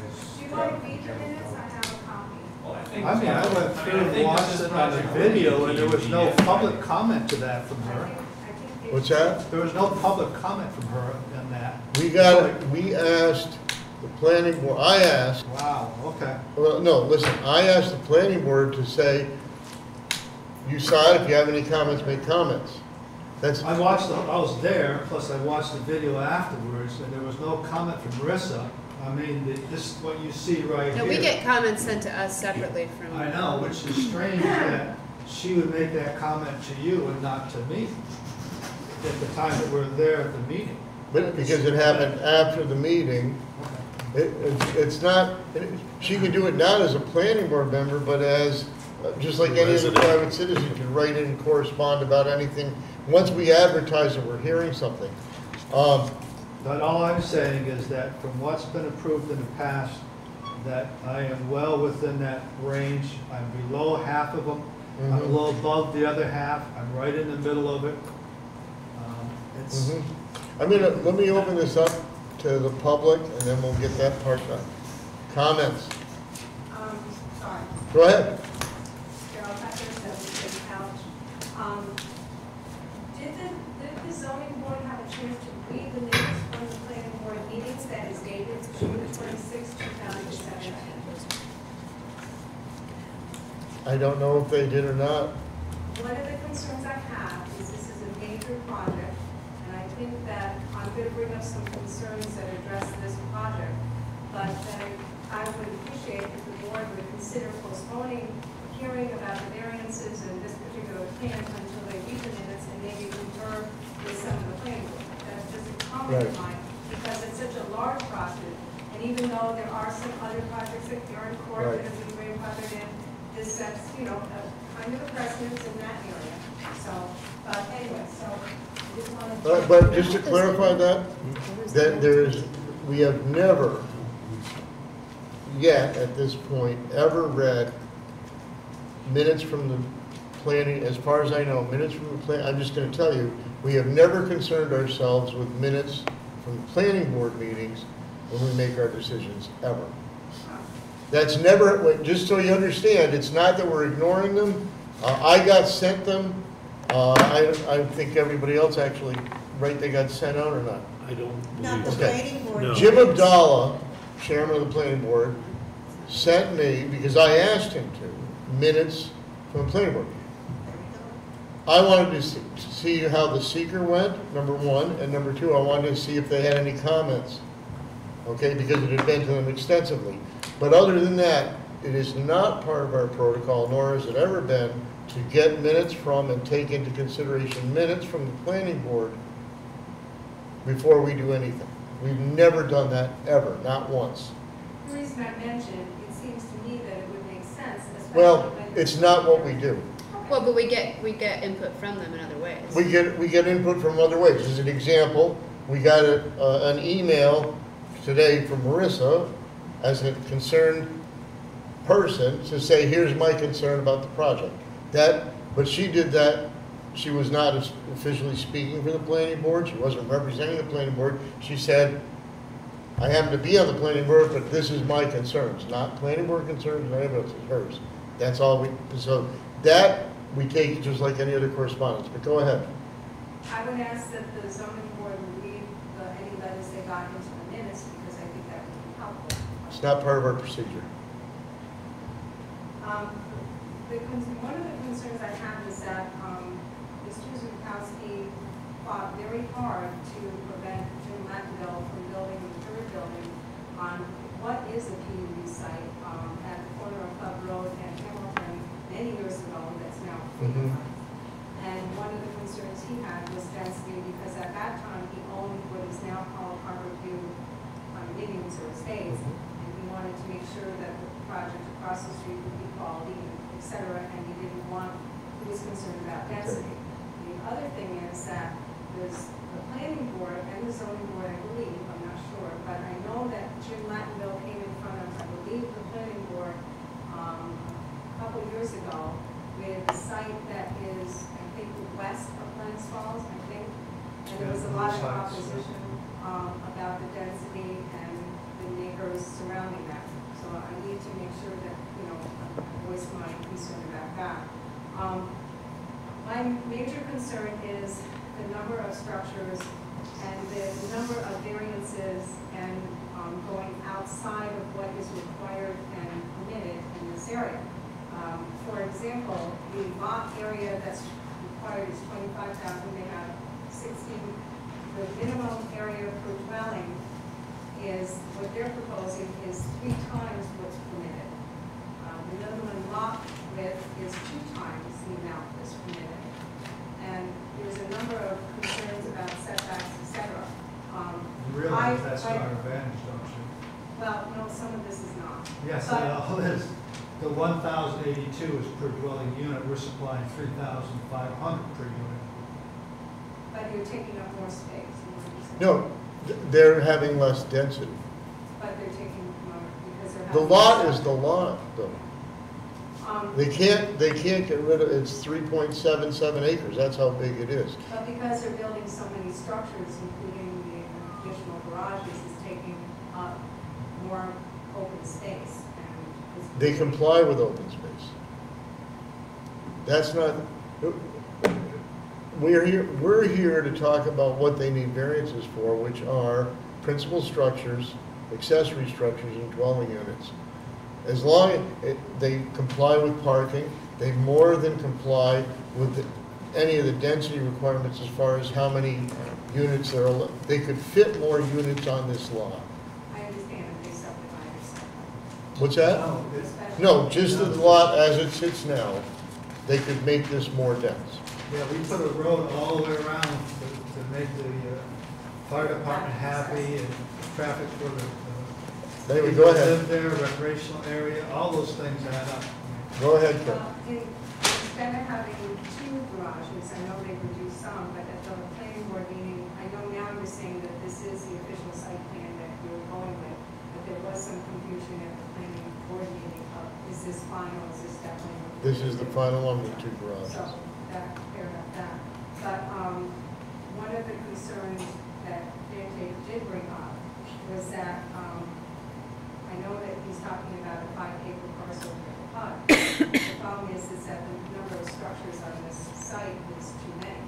So one of the things that Mr. Zukowski worked hard to do with city residents when he built Harborview condominiums was he was going to have garages and parking spaces outside, and he agreed to have underground parking. One of the solutions, even though it might be more expensive, because he's getting a good rate of return to the townhouses and other apartments, is maybe he use some underground parking to eliminate the number of garages and, outside parking spaces that he would need. Just mention that as a recommendation. If you were building, it would eliminate 2 of the structures that are garages, because There are only 2 garages, he's allowed 1. right, I'm saying that it would eliminate some of the additional structures that he has. I understand he's allowed 1 garage, he's putting 2.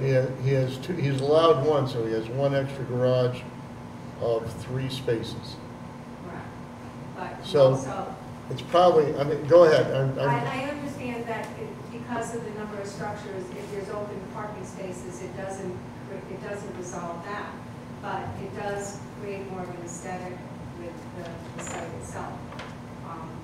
The number of structures that he has, he's proposing to have, I believe, 46 total units. Okay? So he's having 46 total units in 4 buildings. So one of the things that I would ask the board to look at is having him alter the plan so that he could reduce the number of buildings, and he could maybe reduce the number of units by 12 or something. I mean, in the past, the zoning board denied Mr. Lattenville the additional 24 units for the 3rd building on the corner of Pub Road and Hamilton. And that was something that Mr. Zukowski worked with the neighborhood to move forward. So I am asking the board to work towards maybe having them have an alternate plan when they'll have less units and less principal structures, because they have 4 buildings right now. Do you know what the square footage is per unit over there with the heights? Well, I'm talking about your site. No, but you compare it to what I said with Lattenville, he's still more dense than what this is. I'm saying that we're not talking, the board had said at the beginning of the meeting that the issue is in density that we're looking at. Right. There are the variances that I believe that you're trying to get granted is the additional structures. So how many structures is he permitted on this site? Any site less than 5 acres is allowed 1 principal structure and 1 accessory structure.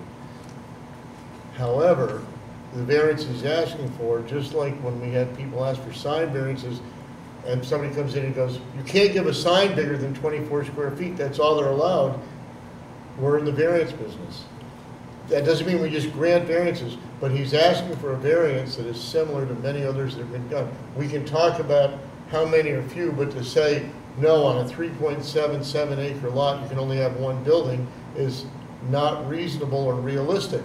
Nobody would ever do anything. It doesn't mean he needs 10 buildings, but, and I'm going to tell you that in many ways, I'm of the opinion that instead of 1 giant building of 40 units, I would rather see 4 smaller buildings. I think A, it's safer, and B, I think it's more aesthetically pleasing. If you look at Catherine Gardens as an example, they have 19 apartments. I use it only because I'm so familiar with it. They have 19 apartments in the existing school. They have 6 separate other buildings that fit into the Court Brinkerhoff Street thing better, the little 4-plexes, that instead, when United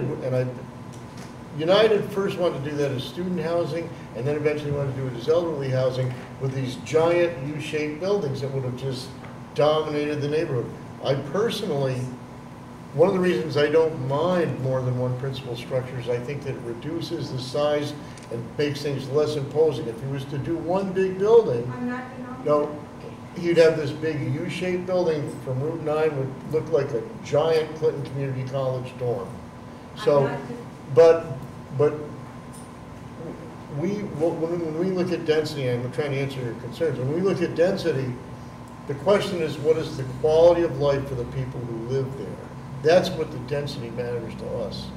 So, and I don't know how the other board members feel, I can't tell you, but go ahead, I'm just trying to answer your I'm question. not proposing that the board say to Mr. Zukowski, we're gonna make you only have one building. Right. What I'm proposing is to reduce the number of 4 buildings that he has, to maybe 3. Right, well, But what I'm also And- saying is that to maybe consider reducing the number of units as well. There should be a compromise. It shouldn't be that everybody comes in front of the board and they just get approved. okay, But okay, the other thing is to reduce the, I know that has 2 3-car garages, but, you know, what I'm saying is they're not attached. I think it would be, I don't know, he said that the zoning board, it doesn't say that, reflect that in the minutes, but that the planning board would want the garages attached. I think that would, if he doesn't want to do. did the planning board say they wanted them The attached? planning board actually said that they would prefer that they not be attached because of how it would impact the site design and even the architecture, because technically to make it attached, all you need to do is attach like a breezeway Okay. between the two. So to technically comply with the zoning regulations, that could be done, but it was believed by us and by the board at the time that that wouldn't be as desirable. I guess what I was. Well, you'd have to move them on the thinking other was side of the maybe- parking lot. What's that? Right.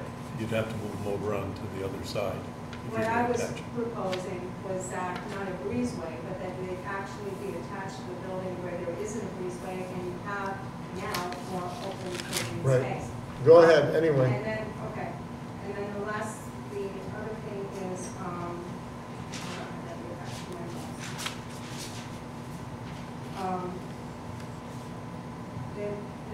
the planning board did express their concerns of having so many structures and so many units, and it's in the minutes.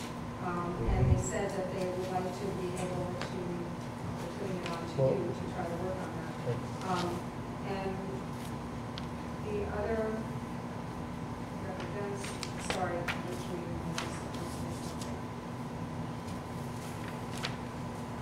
and the amount of, you're saying that they're not deficient in open space because they have the 3.77 acres. Yeah, they are. There are 3 issues here, number of dwelling units, number of accessory structures, number of principal structures, that's all. They're all the same section in the zoning. Right. They're all the same. So. Okay. That's what I would ask the board to lower, Okay. to reduce the number of structures in units so that they can. James, do you have any comments? No. Huh? I got all my questions answered. You did. Okay. Can I respond to a couple things? Sure. First of all, trying to guess somebody else's profit and so forth is a big mistake always. And I always take offense to it, I never do it to anybody else either. In this project here, you're probably not aware of it, but we are because we've been working on it for a year. We got 13,900 cubic yards of fill we have to bring in. Do you know how much fill costs to bring in? But yeah, Look at $200,000, right? I gotta put a pump station in to run all the way over here and maintain it. We got a stormwater system we have to put in. The water system that's on there, we can't use because it's asbestos pipe. We have to put in all new 6-inch lines, we have to put in a fire hydrant. So for me, a magic number is 46 units. Other than that, it's not really worth doing the project. It's a, you know, I've compromised for 9 months with the planning board. I've met every wish that they wanted. I've reduced the density. This backdoor stuff about referring to other properties, we're well within the guidelines of everything else. It's either a project that you like or you don't like. It's up to you. If I could add, to put it in perspective of not comparing it to what else is in the city or what else has been approved with similar variants, if you simply compare this to how this development could be laid out that strictly meets all the zoning requirements. By granting this variance, you're actually making a much better site design than by slicing it up and putting 72 units in there in that same space. So that's just something else to consider. Okay, any more comments from the audience? Can I ask one question? Sure. Did the changes that you made to the structure in terms of addition of one, did that have to do with the historic ambiance of the area? That was an error by Kevin Farrington. We're not a historical district at all. I know, but I know you're not a historical Okay, district, yeah. I know Yeah. that, but you abut a historical district, and it seems to me, I know this is not a zoning board issue, but it seems to me that it would be to your advantage and to the advantage of the city and to the advantage of the kind of milieu you want to create in Yeah. a site to match That the was- historical kinds of design that are viewed from those places and that people view when they're driving by Yeah, there's, the old yeah, I buildings. know what you're saying. There was two things that we addressed with them, the planning board. The first was, the only thing that's my neighbor on that property is Glens Falls Bank, which is pretty much all vinyl siding, little Britford sign.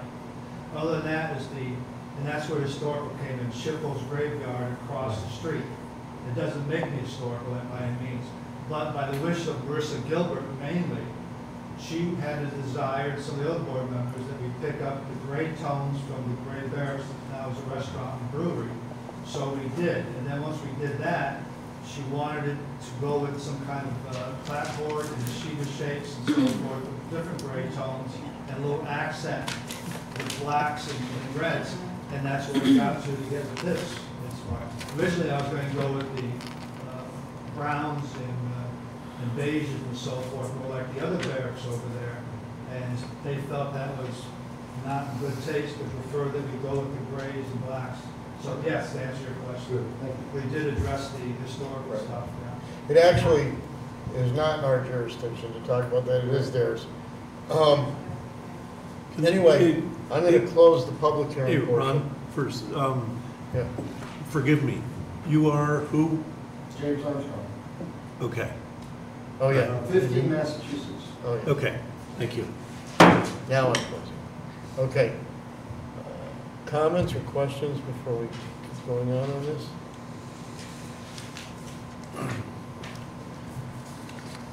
My only comment I'm kind of wrestling with is I would have preferred to see the garages basically integrated into the townhouse, the 3-bedroom townhouses. And that would have gotten rid of that whole accessory structure. Yeah. I'll tell you that if all the apartments had garages, I might feel the same way, but I think when you take, Valid point. if you take 6 of them, it doesn't, like if you came and said, look, I've got 6 buildings and I want 6 accessory structures, each with 8 garages in it or something, because each one's having its own garage, then I would have had an issue. I'm gonna tell you that I'm not a big fan of attached garages, frankly. Because I don't think they get used as garages as much anymore as they do gyms and stuff. But, Toy storage. but I also think that I do like, I don't really have a big problem with number of structures, because I think that when you make them smaller, it feels more like a neighborhood. When you look at this, if you didn't know it was one parcel, the more that they're broken up, the more it feels like a neighborhood than it does these giant buildings. I guess that's just my feeling. I don't mind them, and especially if the planning board felt that they were better not attached. Again, if it was a bunch of them, I'd have the same issue. I don't think that I'm just gonna tell you, I don't think it's overbuilt. I was worried about that, and at one point I thought it might be. Yeah, we also added 14 guest parking spaces. Those are additional to what's required. Right, yeah, I So saw we added that. extra parking because they wanted to make sure 80. that guests have a place to park. Yeah. So we still didn't mark them. We're Mhm. required 2 handicap spots. We Yeah, did 'cause you 8. have 97 total spaces. Yeah. So we did 83 a lot of required. things to facilitate a community atmosphere. And I- there's a lot of give and take, and mostly taking on my part suggestions from the planning board to what they're looking for a nice looking I will project. tell you that across the street, if you look at the impact on Route 9 of tall pines, with that entire group of them running right along the street, as opposed to the ends of these buildings, the streetscape, if you will, is far. I mean, I actually, I mean, I like the layout. I know about this stuff a little, but I mean, I like this. I like what you see from the street. That I think is the biggest part, and you wouldn't do that with less structures. I don't find it. What, Are you, what property are you referring to right now? Tall Pines, you mean? It's The right one across- further it's all- down by it's Claire and Carl's? Past Yes, other side of Lake the street. Forest on the left. Okay. Kennedy built Further down. Okay. lots that I work for. I was not involved in that project in the slightest, but we had to build them. But if you look at that as you go along that street, they are right along the street. They have attached garages. There's this big massive apartments. You can't see. They're also down a little lower. Than Right, They're they're a little further lower. away from the street and But there's you trees can't- between them. You still can't see. They're all two-story. You can't see past them. Yeah. But anyway, I guess the other thing I would tell you, and I am concerned about density. I guess I would tell you, the other thing is that I don't think it's so extreme on a parcel this big to have 4 principal structures. I'm involved in a project, it's in the town, but Connecticut Court, that ARC is gonna build, that's gonna have 40 apartments in.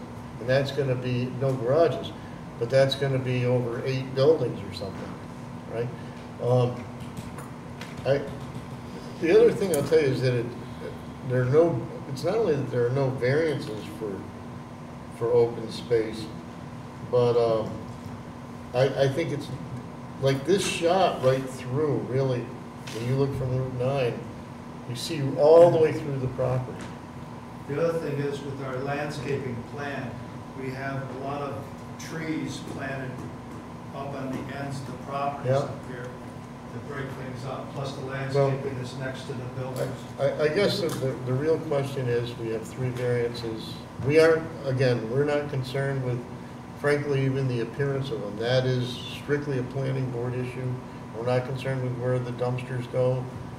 I am concerned about, or glad to see, the different recreation. I mean, I don't think, so often people come in with this stuff packed in and we have to fight with them just to get enough open space that the kids can sort of play outside. Like, this is not a bad family atmosphere, I would say.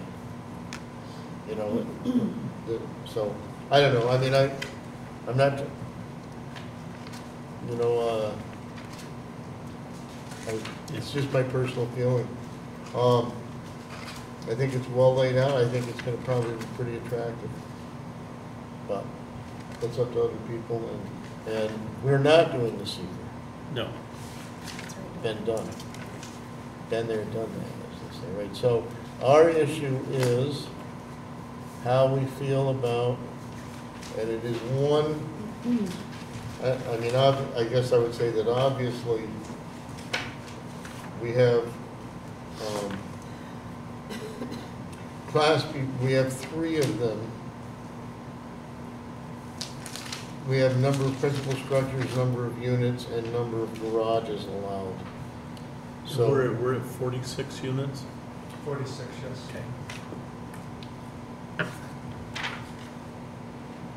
So, And they're mostly 1s and 2s. is that, are 3s not as, are there just too many 3s out there these days? Well, the Tall Pines is a lot of 3s, and we have several 3s. We find that with our rentals, that the 1s and 2s are still in big demand. Yeah. And we're making them, we have floor plans there, and we made the floor plans a little more spacious and open to what people are looking for. Right. Are there more questions? Yes. I'm really struggling with this one because it feels like it's very dense for that area. I drive by there probably 4 or 5 times a day, and right now it's very green, and what you're talking about will take up that green. It's also, Mr. Armstrong had mentioned, a very historic area, even though you're right on the edge of that. My concern is overpopulation in a very small space. And so you started to mention what your plan is for landscape, and I know you said that's not what we do, but if I'm sitting here contemplating the density of a space, I want to know what that visual is going to be for me, because right now I see all this work that you've done, and I want to say yes just because you've worked so hard, but at the same time, my gut is saying that this is a lot for a very small amount of space. You're asking for 3 additional buildings. I mean, this is a lot. And that, like I said, I'm not as seasoned as these guys, but I know what I see in my city, and that's, you know. Let me throw back to you, Lewis Heights, which was approved about 4 or 5 years ago, is 76 units on to hair over 5 acres. And where is that one located? Right here. Sure. They have 2 projects they plan on doing, and you don't have a say in it because it's a planned unit development right here. Behind it. I'm here, so this parcel back here has already been approved. Right. It's come and gone, the year has lapsed, and they're going to do the same thing up here. So when you're talking about density, you have a say on my lot because it's 3.77. You vote on this one because it's a little over 5. And they're going to do 70 plus units.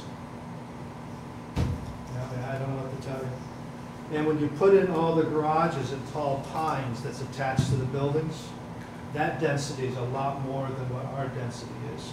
Sure, the dwelling units are less, but everybody has a garage over there. So it's a little more dense. Well, so, and if I go back and divide this in 3 and put 24 on each unit, you don't have any input or say to it. And 3 times 24 is more than 46. So I'm just being realistic with you, giving the downside of it. And just go in reality, it's all there is to it. So. I'll tell you that. You know, I didn't create the zoning.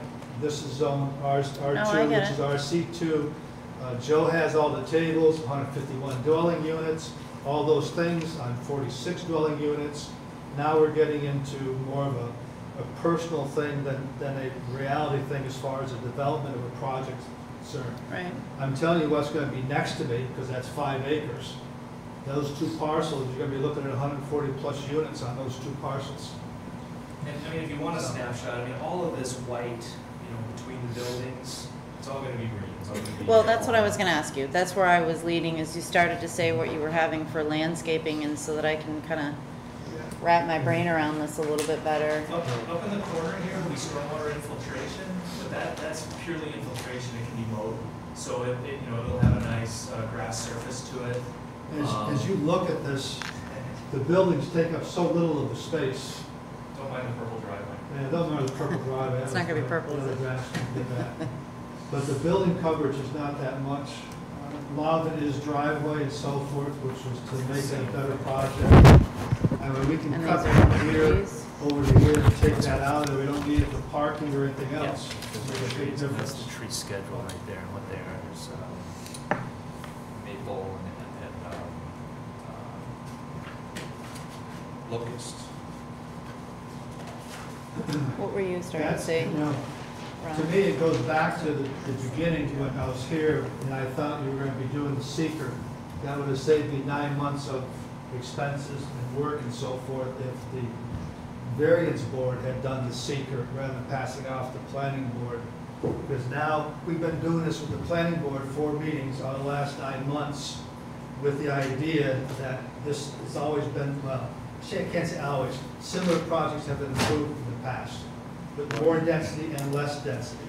And we've been going forward and adjusting things, doing for historical touches, even though there's nothing historical next to us other than gravestones, which are across the street. And we've done all this work because you passed the seeker on to the planning board. Then they passed it on by the time they got out the SHPO, and SHPO replied, it was December. Then we did the dig in April, they didn't respond until after the last planning board meeting. Here we are, almost 10 months later. And you're saying now, when we could have addressed it in the very beginning, it's like hindsight. Yeah, I guess I would tell you that I mean, we see a lot of these projects, and we've seen a lot of them that have had these same variances, multiple principles. The idea of multiple, saying, oh, you shouldn't grant more than, it's a lot of buildings, is sort of almost contrary to what happens with, one of the problems with these big lots is that they will, they're caught in the middle of a regular sized lot and a planned unit development. They're caught right in the middle. They can't quite qualify for a planned unit development. If this was a 5-acre lot, it would have as many structures as it wanted on it. It's 3.77, because it's 3.77, it automatically has to ask for that variance. The question becomes, knowing that, if they've met the density requirements of the city as far as area of lot area per dwelling unit, which is, and they're well under that, and if they have a bit of green space, everybody's gonna always say, oh, man, it's 46 apartments, that's a lot of apartments. You know, it wouldn't matter if it was on 5 acres or 2 acres, people would say, I'm not saying that people should just, and I'm not that big on density, but the fact of the matter is that these bigger lots, 3.77 acre lots, 5 acre lots of park created, require a certain amount of development or else they don't get developed. And they're either not, like you said, and I understand the economics of building very well. I mean, that's what I do. At a certain point, you can't say, well, why don't you just build 24 units? Because you can't afford the pump station. You can't afford to do the SWIP. You can't afford any of that. So it is outside. And here's the other thing, really. We can give you this variance is right now tonight for 4 buildings, 2 garages, and 46 units. We might go to the planning board, and they might still fight with you about your plan and say, no, we're only going to give you 41 units or 3. Just because we've given a variance doesn't mean that you automatically, you can't go to the planning board and go, well, zoning board gave me 46 units, so you have to give them to me. Just because we gave you the variance, they still have to approve your site plan. So it's not just us. In other words, it's people that are talking about laying out a green space and do concern themselves with light pollution and landscape. And I'm not trying to convince you, No, I know, I understand what you're saying. That's why when we say it's not in our jurisdiction, it's because we know it's going to be. I don't know, and listen, I'd be glad to fight with anybody about whether stuff I think is too dense, and I'm not, I think we've got a lot of precedent here, but people both way to do, I guess. So, with that said, are we gonna get a motion?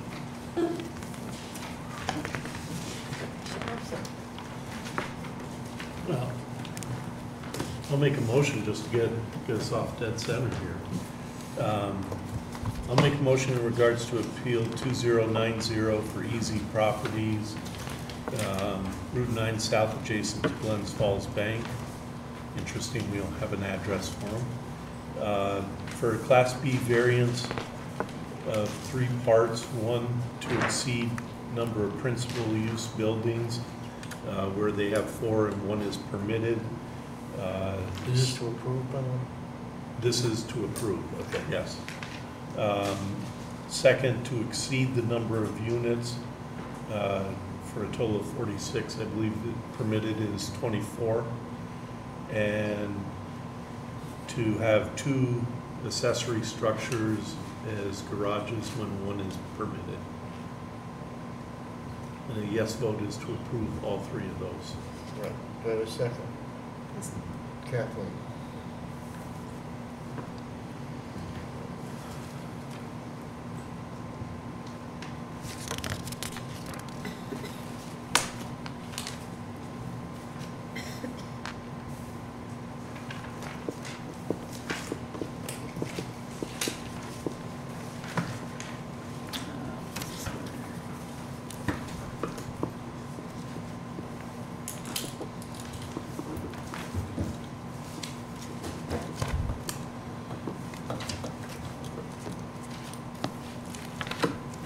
We have 4 yeses and 1 no.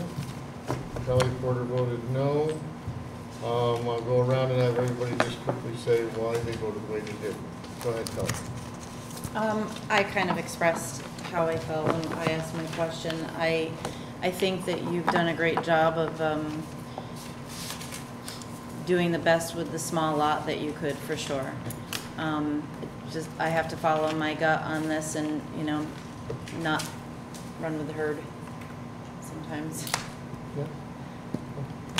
think you made a lot of concessions with the planning board wanting you to, and it still looks very tasteful. If you can just move forward and keep in mind any additional green space that could be possible, that would be really important to me, and I think the city of Plattsburgh. So if there's any further concessions you can make, great. But overall, I think it's well thought out, and a lot of those changes have been made. So. Again, I was worried about density. I think that it's not all that small a lot, although it's smaller than a planned unit development. It's still a pretty good sized piece of property. I think partly it's because I'm used to what stuff looks like on plans, that I can look at it and know how that's a big area in between. And I think that it's, if you're not used to that, and I'm not calling it, I think it's hard to understand that, and it's a lot of units, and it's a lot of building on a little, what you consider to be a smaller piece of property. I think it's about as tastefully done as it can be. I really like, partly the concessions you made to the planning board, but I really like that the ends of the building are facing Route 9. That, to me, was a big part of, that it just would not be that giant thing standing. I think, Kelly, some of the, and I look at the same thing you see too, but when you drive by there, you're seeing about 70% of the lot. A lot of it's back where the hospital used to be. It's all where that vegetation is, so it looks, you're seeing about less than 3 acres when you go by. So it looks much smaller than it is. It's actually a good sized lot. Kathleen? Well, I look forward to seeing it. I mean, business person to business person, I hope it works out for you. I just want to finish it there. Yeah. Go ahead. Everything Ron said, as he pointed out, you pointed out, there's precedent in the city for it. You know, my only thought is that when you buy a lot that's, you know, isn't going to qualify for a PUD, you know you're going to be limited. So, I mean, I feel like all those are pretty much self-created, but in the long run, it's better to be used. The housing is needed. It's going to go on the tax rolls. It's going to be, you know, it is, but it's going to really more revenue for the city. So even though you said earlier that it's not our job, but it's better than just sitting there. And I think it is a lot more property than you really think it is. I just felt it was a good plan, and I prefer that to the alternative of subdividing. That's how I feel too. It's going to be consistent and look, you know, consistent across a large area, as opposed to what could be 3 significantly different units. Yeah. For all, yeah. So.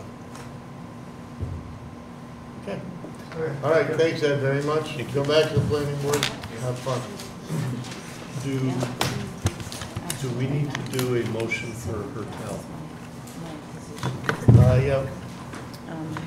Relative to Hertel, I didn't have a minute to go see who was postponed. did we postpone or did they postpone? The last meeting, you just extended the postponement. Yeah, but I just didn't. that would have been theirs for 60 days.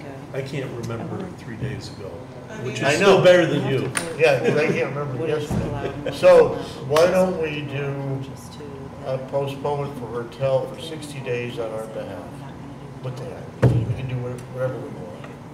Right? I mean, who knows if they're even... I'll make a motion in regards to Appeal 2112 for Christophe Hertel that we postpone for 2 meetings on the board's behalf.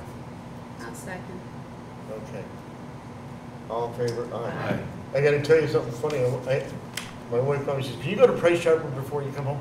So I went to Price Chopper, and this guy, I see this guy, he doesn't look like he feels good. He goes, hey, did Denise get a hold, send you an email? And I'm trying to think, I thought it was a different Denise. And I'm going, Denise, why do I know this guy? And he said, I just got out of the hospital. Oh, I thought you were And going it to was stab Hertel, yourself. it was him. At Price, it was him at Price Chopper. He goes, I'll be back, I have a plan, and I couldn't figure out who it was. I had no idea who he was at all. I'm in Price Chopper, and I'm racking my brains until I got home, and then I looked at this again, and I said, oh, that's what it was. It was her, yeah, it was him at Price Chopper. I'll make a motion, we adjourn. Second. We don't have any minutes to approve. I didn't see anything to do. We don't have I'm any trying to minutes remember for if I read them. Did Denise. we? No. I just started on Saturday.